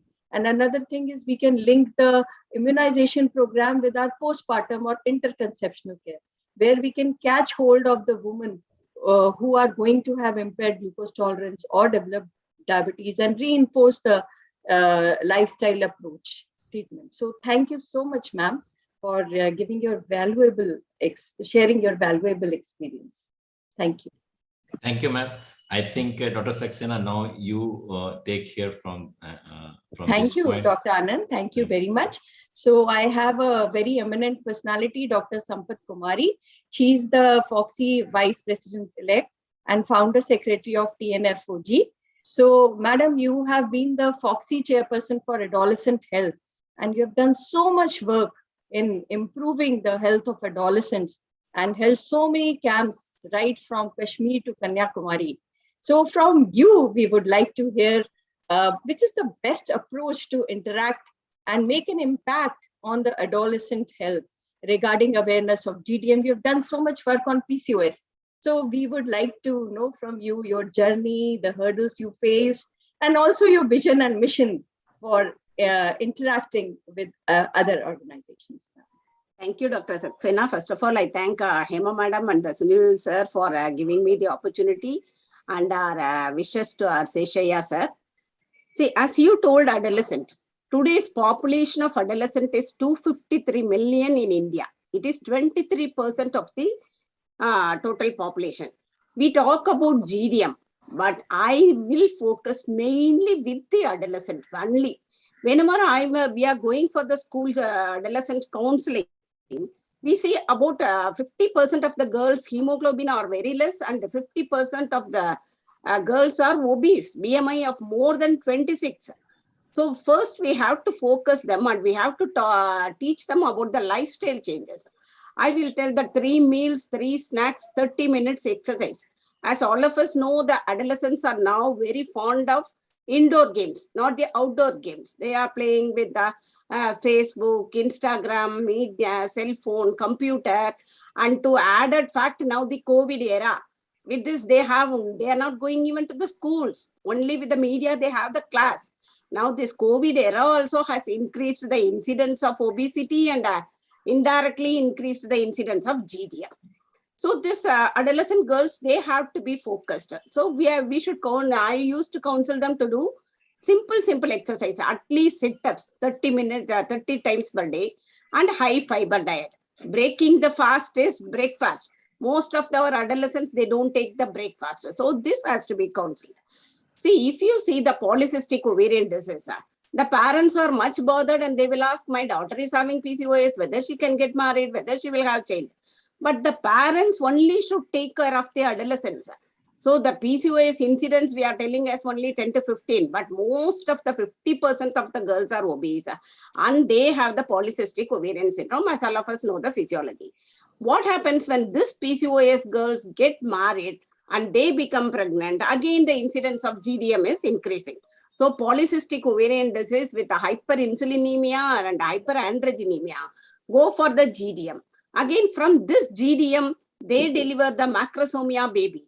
This macrosomia baby, as it grows to the adolescent, it becomes the PCOS. So it is the circle. Adolescent, PCOS, GDM, macrosomia baby, and adolescent. So the obesity should be controlled only from the adolescents. So lifestyle modification. See, this is the beautiful plate which is designed. Now I have it. Now I have this in my clinic. I show to all adolescents. So the fiber diet is very, very important. So this adolescent counseling, in Tamil, we have a movie called Genes. In that, Aishwarya was the Miss India, Aishwarya was heroine. She was focused as 50 kg Taj Mahal. So I used to tell the girls, this is the old movie. Whenever you are eligible to become a 50 kg Taj Mahal, only you should become pregnancy. We cannot give, as Bhavdharani madam told, we cannot give the certificate. So I used to tell, if you tell that Miss India means, they will be also happy. So 50 kg Taj Mahal becomes pregnancy means the GDM will be reduced. So now in our TNFOG, as Anjalakshmi madam told, we are doing paramedical training once in 6 months. We are focusing all cases, and one day we are doing the GDM, 6 days continuously, 6 hours. And we are doing the adolescent school counseling. This with the webinar, we are previously we used to go to the schools. Now with the webinars, we can cover many students. Yesterday also, that is on the International Women's Day, we had a webinar for adolescents with college students, Vaishnava College of Krompet. Me and Dr. Usha Sriram, Anjalakshmi madam, and Dr. Lakshmi Srikande was talking. 1,500 students participated in that. So counts covering the adolescent and reducing the incidence of obesity alone can reduce the GDM. So my focus will be on covering the adolescents. Now we have that NGOs, as everyone was telling, like Rotarians, NGOs. There is an NGO called Bloom. This Bloom NGO is only for adolescents. With this Bloom charity, the NGO charity, we are doing the programs for government school, corporate schools, and as far as possible, we are doing. So like that, every doctor, gynecologist or physician or diabetologist, everyone should go to the nearby schools and do the adolescent counseling. The school has to be covered once in 6 months. Only one time will not be enough. They have to select one school, and that school's to be covered every once in 6 months. Definitely we can reduce the incidence of GDM. Thank you, Dr. Saxena. So my focus will be only on adolescents. When I was doing my PG, my dissertation was perinatal mortality in diabetes pregnancy only, mortality and morbidity. Thank you. Thank you. Thank you, ma'am. You are doing excellent work. And as you said, combining the Obs and Gynae Society, adolescents, including the parents, making use of the webinars, the mobile apps, and all these things, counseling, reducing weight, giving them parameters and making them metabolically healthy before they conceive. Of course, we cannot give them certificates, but I think you are doing excellent job and you have given us food for thought. Thank you, ma'am. So next, I would like to come to Dr. Basavraj Datta. Sir, so many organizations are working and are doing excellent job for improving awareness about GDM, but they find it very difficult to interact with the government agencies. Like Dr. Anuj Maheshwari told us earlier, it was so difficult to contact them, convince them to take part and help in advocacy. With your vast experience as Vice Chair of NBSS and PFI, working in close network with government agencies, what are the challenges and how can we engage the government for improving implementation of the National GDM program?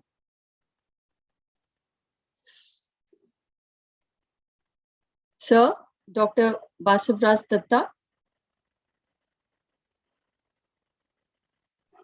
Is sir there? Dr. Basavraj has not joined, I believe. We were trying to connect him. Okay. I believe.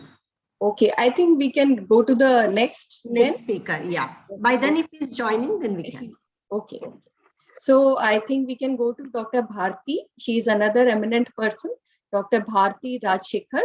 She's the Honorary Secretary General of Karnataka Obs and Gynae. And as we know, it is difficult to reach out to women, particularly in the rural and the remote areas. Through your vast experience in working with IMA and different women organizations, we would like you to guide us how to reach out to this section of the society and what can be done to make a change. And what is your focus on the future in collaborating with our other organizations for bringing out this change in the women to make GDM awareness more popular? Thank you, Dr. P.K. Saxena. And at the outset, I would like to wish Dr. Sheshaya many, many more happy years of happiness and stay with us and guide us through conquering these, I would say, an epidemic of GDM. And I thank Dr. Hema Divakar and Dr. Sunil for giving us the opportunity to be on this platform today. And well, at the outset, I would say that we have been fortunate enough to have received this single step OGCT from Dr.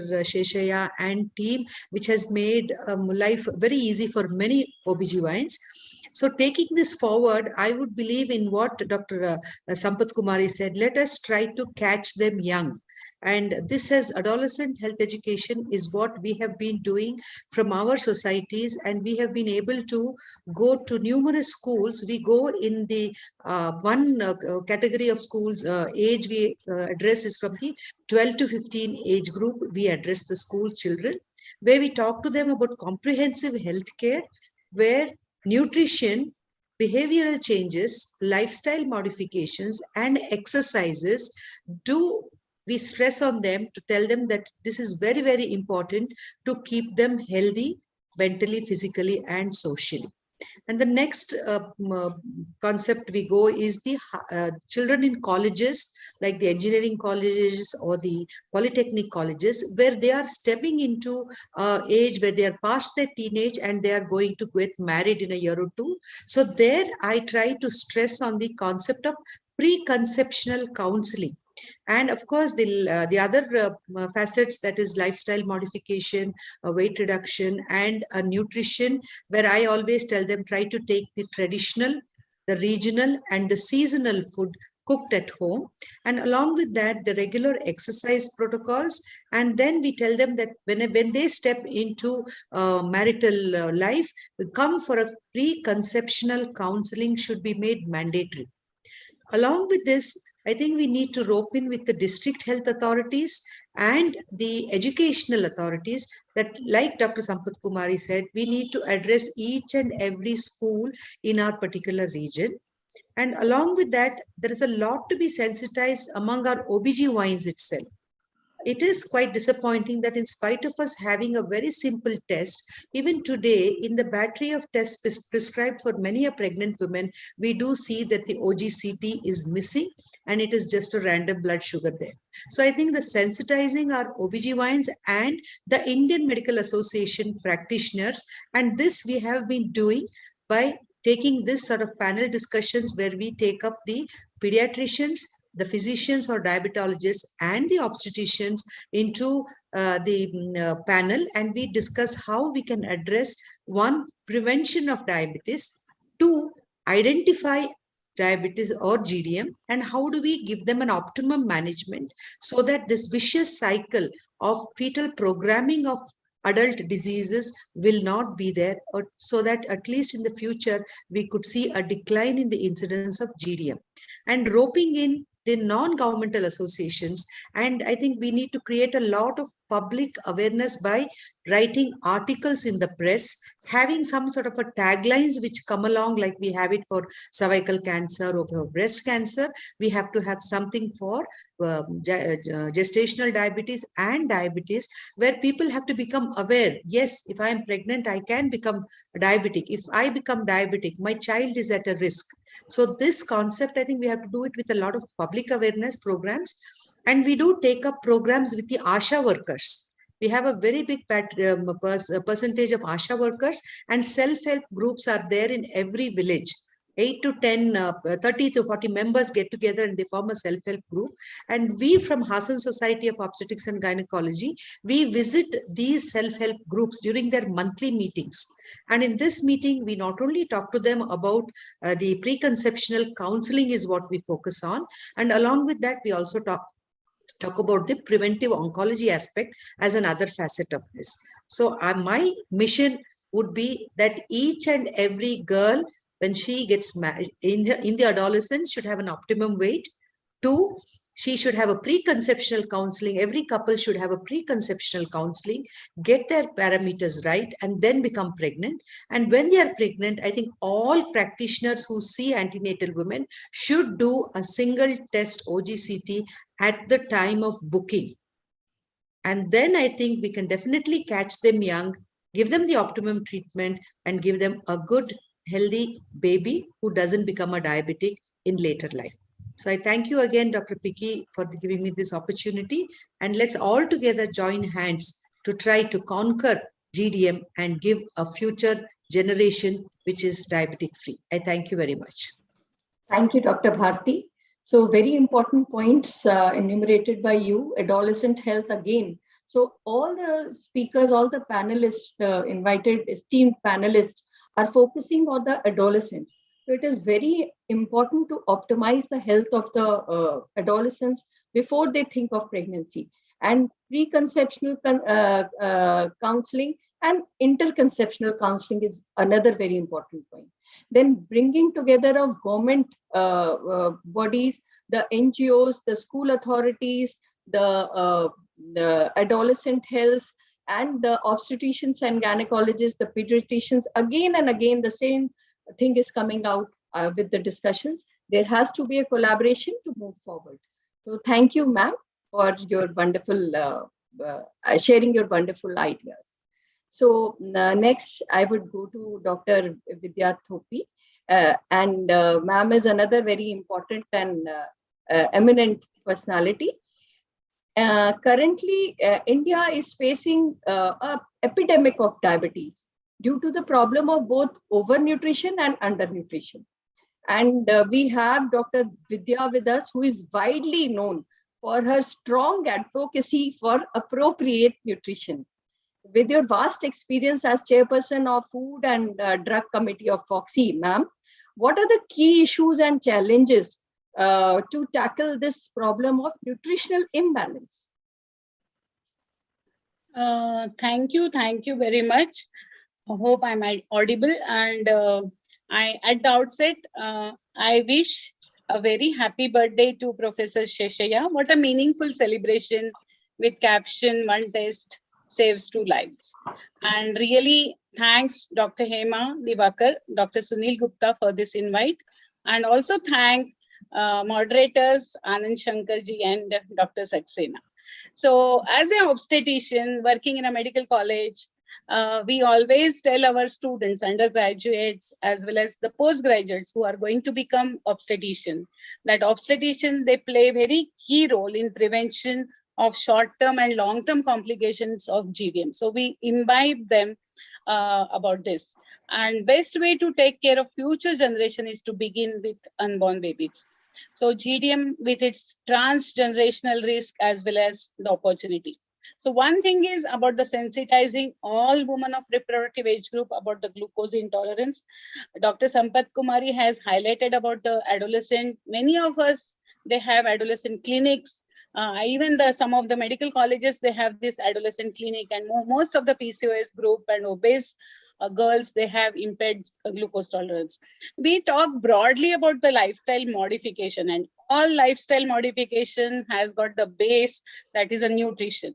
The national guidelines which tell about the 3 Sutri, that is diagnosis and treatment and follow. So once we do screening, we diagnose that it is diabetes, though it may be over diabetes or pre-gestational or gestational. The main treatment begins with nutrition. So I always talk about the preconceptional counseling. They should reduce the BMI. They should enter with the good BMI. Means good BMI is less than 25 again, diet and everything. But what we have to counsel? Counseling is how the nutrition changes the total outcome of gestational diabetes, how the diet modifies the whatever the insulin injections or any oral hypoglycemic agent they are taking, how the regular monitoring of blood glucose is very, very important, even though they are on diet, and how often they should do this. This we do. And even as in FOXI, Food, Drugs and Medico-Surgical Equipment Committee, we did many awareness programs. We did programs on medical nutrition therapy, nutrition counseling, and the physical activity, which are the primary tools in the management of GDM. This we have imbibed in various awareness programs. Secondly, we have to give them the practical nutrition education. We know that urban population is different, rural population is different. We did some study in the northern Karnataka, and we found that the incidence or the prevalence rate of GDM is less because of maybe their food habits, what the carbohydrate they are eating, or maybe their plate contains more of the vegetables and proteins rather than the carbohydrates. We found the prevalence in the northern Karnataka is little less than the urban population. So we have to treat this diabetes with the nutrition, that is the basic thing. And they should know how to calculate this calorie count. So they should have the nutrition checklist. Every obstetrician or every gynecologist, we wanted to sensitize through how to calculate the BMI, what they should know about the calories of everything, from where the energy come, what are the recommendations, how much calorie she should eat, how much calorie restriction she should have. Then carbohydrates, what are the carbohydrates and which are the simple carbohydrates or complex carbohydrates, how to have the exchange. I remember Sheetal's talk on this very nicely. She had elaborated about the medical nutrition therapy. So how they should do the carbohydrate exchange, how much proteins they should eat, fats, and even there was a role of vitamin D, calcium, of course, anemia. And as Dr. Sanjay Gupta was talking about the epigenetics and the role of microbiomes, these have a specific impact on the management of GDM.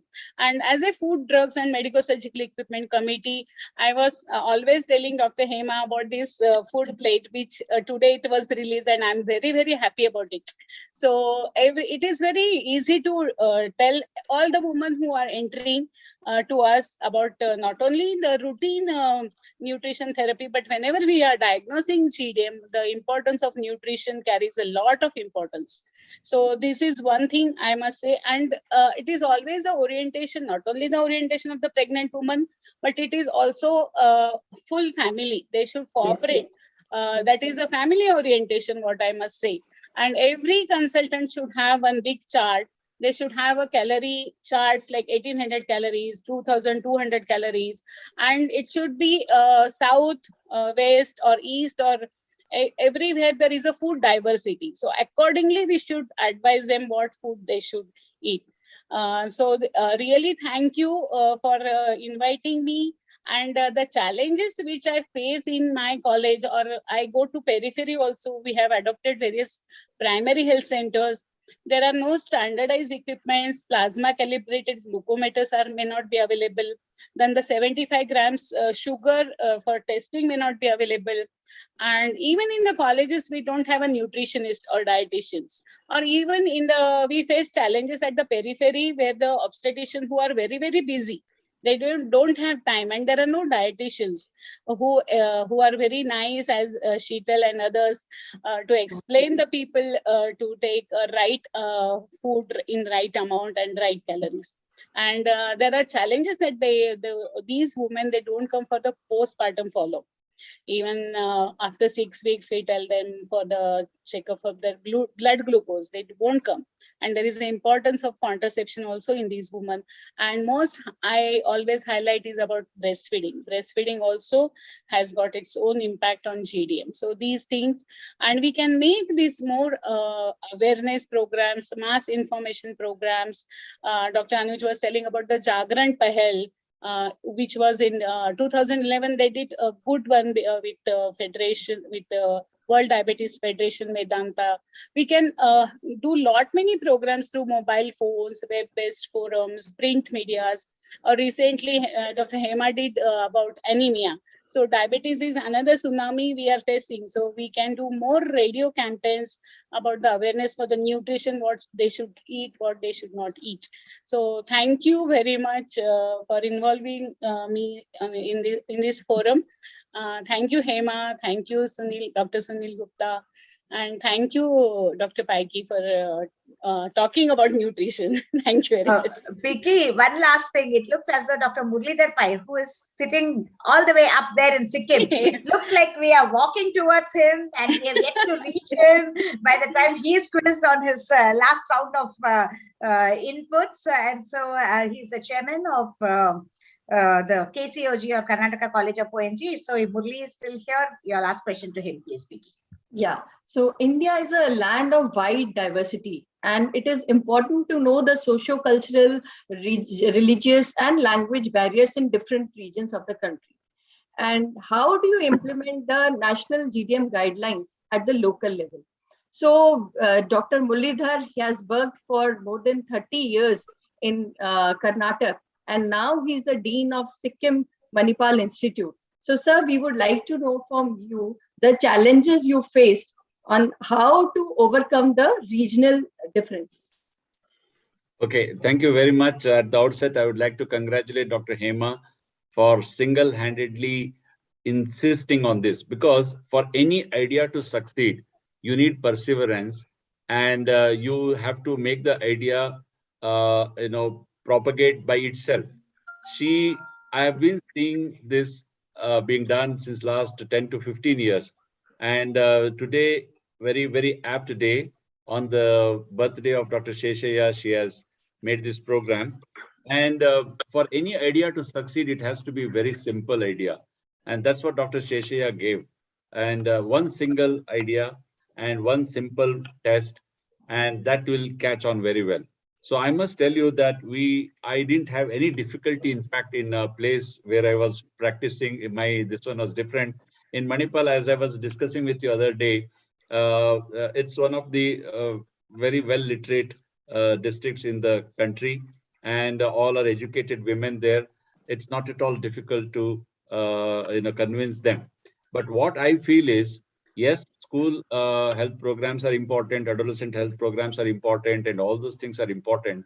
But what is more important, according to me, when the patients come to you, you teach them also, because that is the captive audience. Like, they are now pregnant, and it is easy to convince them that it is very important that you at least undergo this diabetes test, and because of these problems, but that can be solved.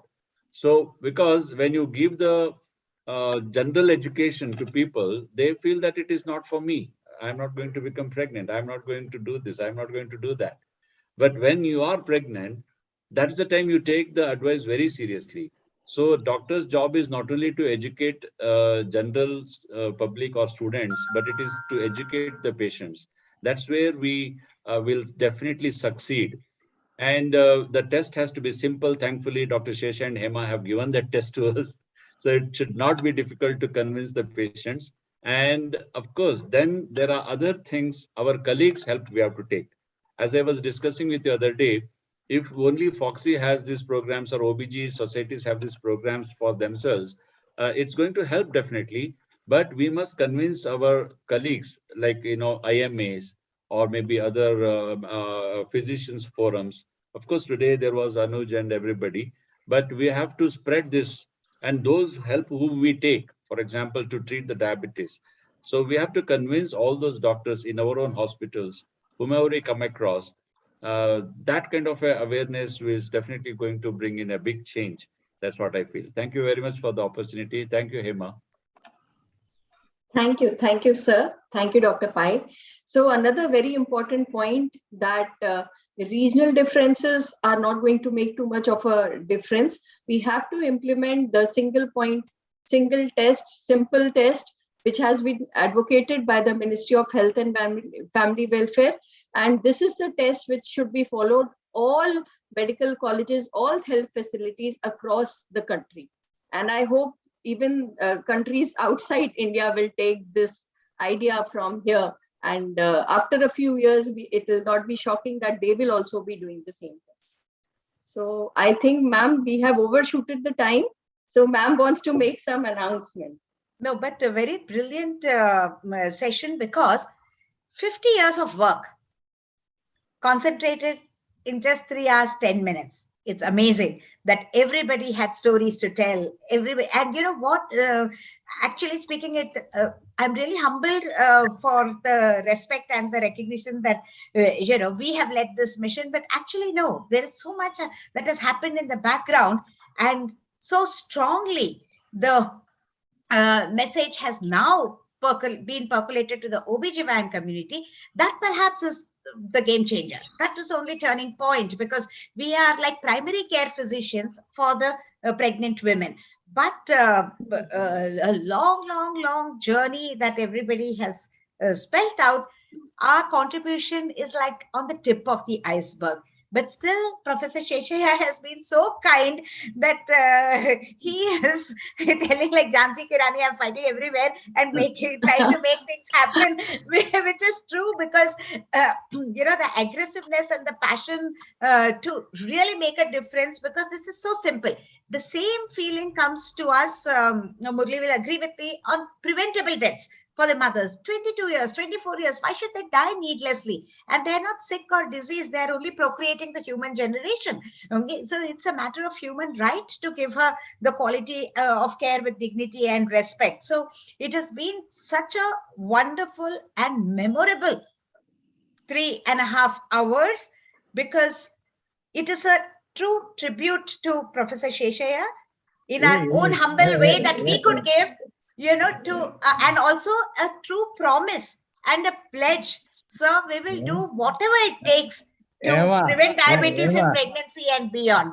So, Emma, wonderful, wonderful, wonderful session. Oh my God, everybody spoke so well. So I'm so happy. You're all speaking better than I thought. I could speak better. No, everybody speaking so well. My God, I think the country is progressing. The country is definitely progressing. Your obstetric colleagues are progressing. The way they're discussing, absolutely beautiful, very, very informative. Thank God, thank God. I am able to see you all doing so well. Thanks.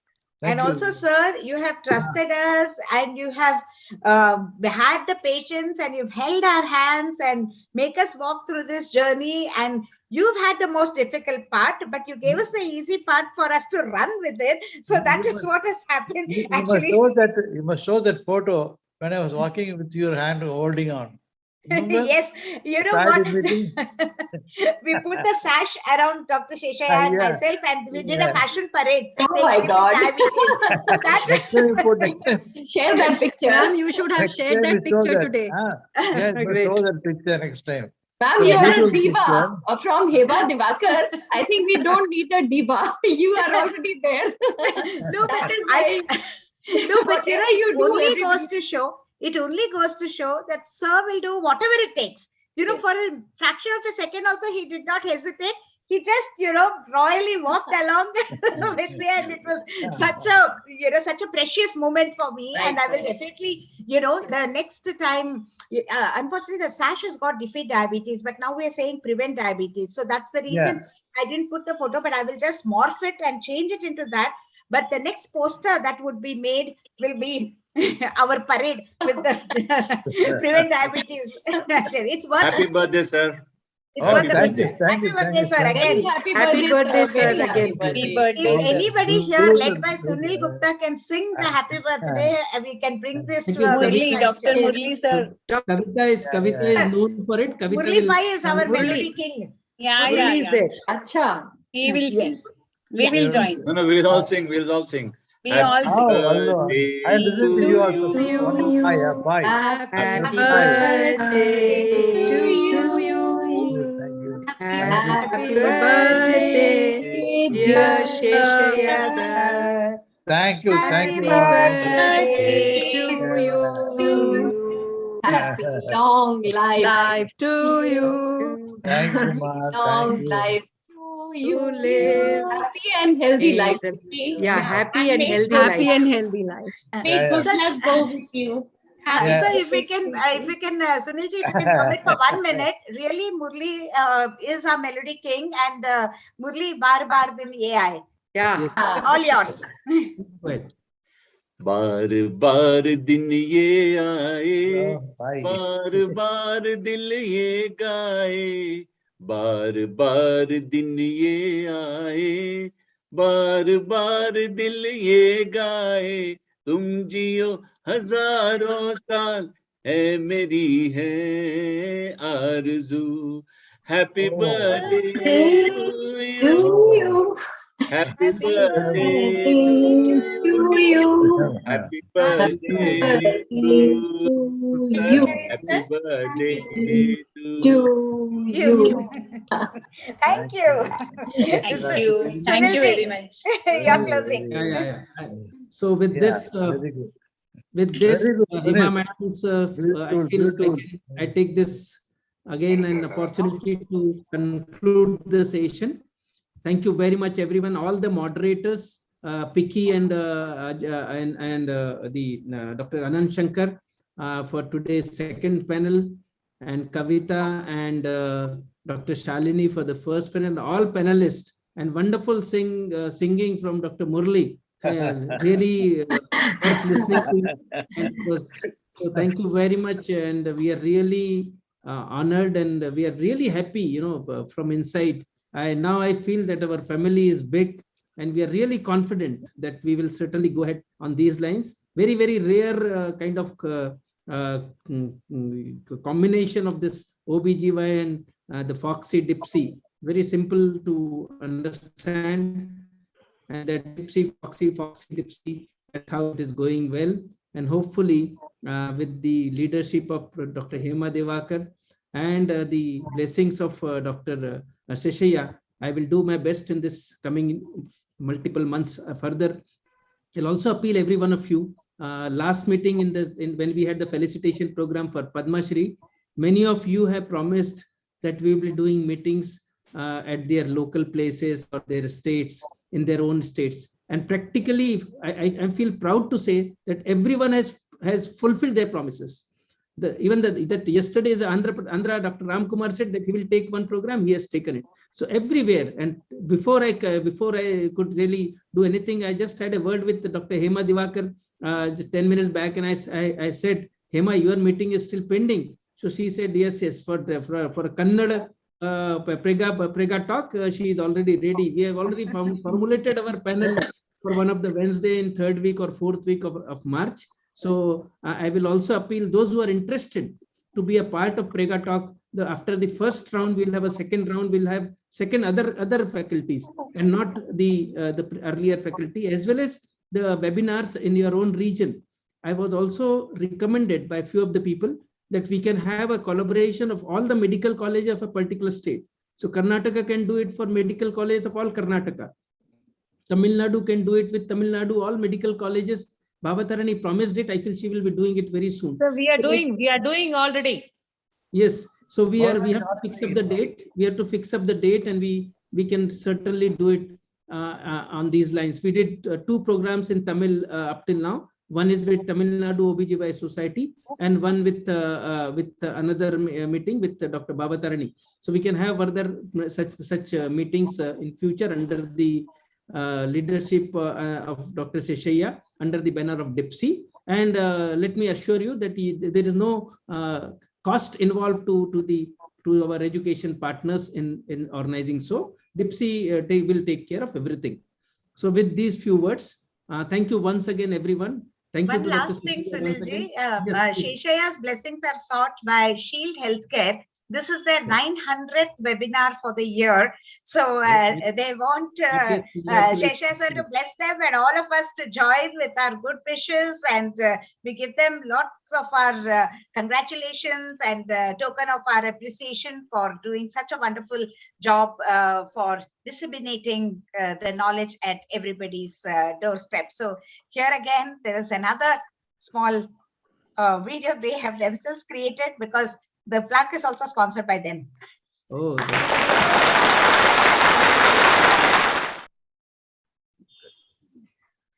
so congratulations to Mahadevan sir and Balaji and Chitrakala, who has worked really, really hard in the background with assistance from Sheetal Joshi. And I think this program has come to a very joyous finish. You know, if nothing else, it's a spirit of celebration, truly. And we really, really appreciate everybody's time for their very valuable participation. Thank you. Thank you very much. Thank you. Thank you. Balaji, yeah, we had some meeting with when Hema organized something. That time we had some personal discussions on these lines. Congratulations to Shield Pharma on this. Thank you. Thank you, sir. Thank you, Hema. Thank you. Thank you. Dr. Hema. Thank you, sir. Thank you, ma'am. Thank you so much, ma'am. Sir,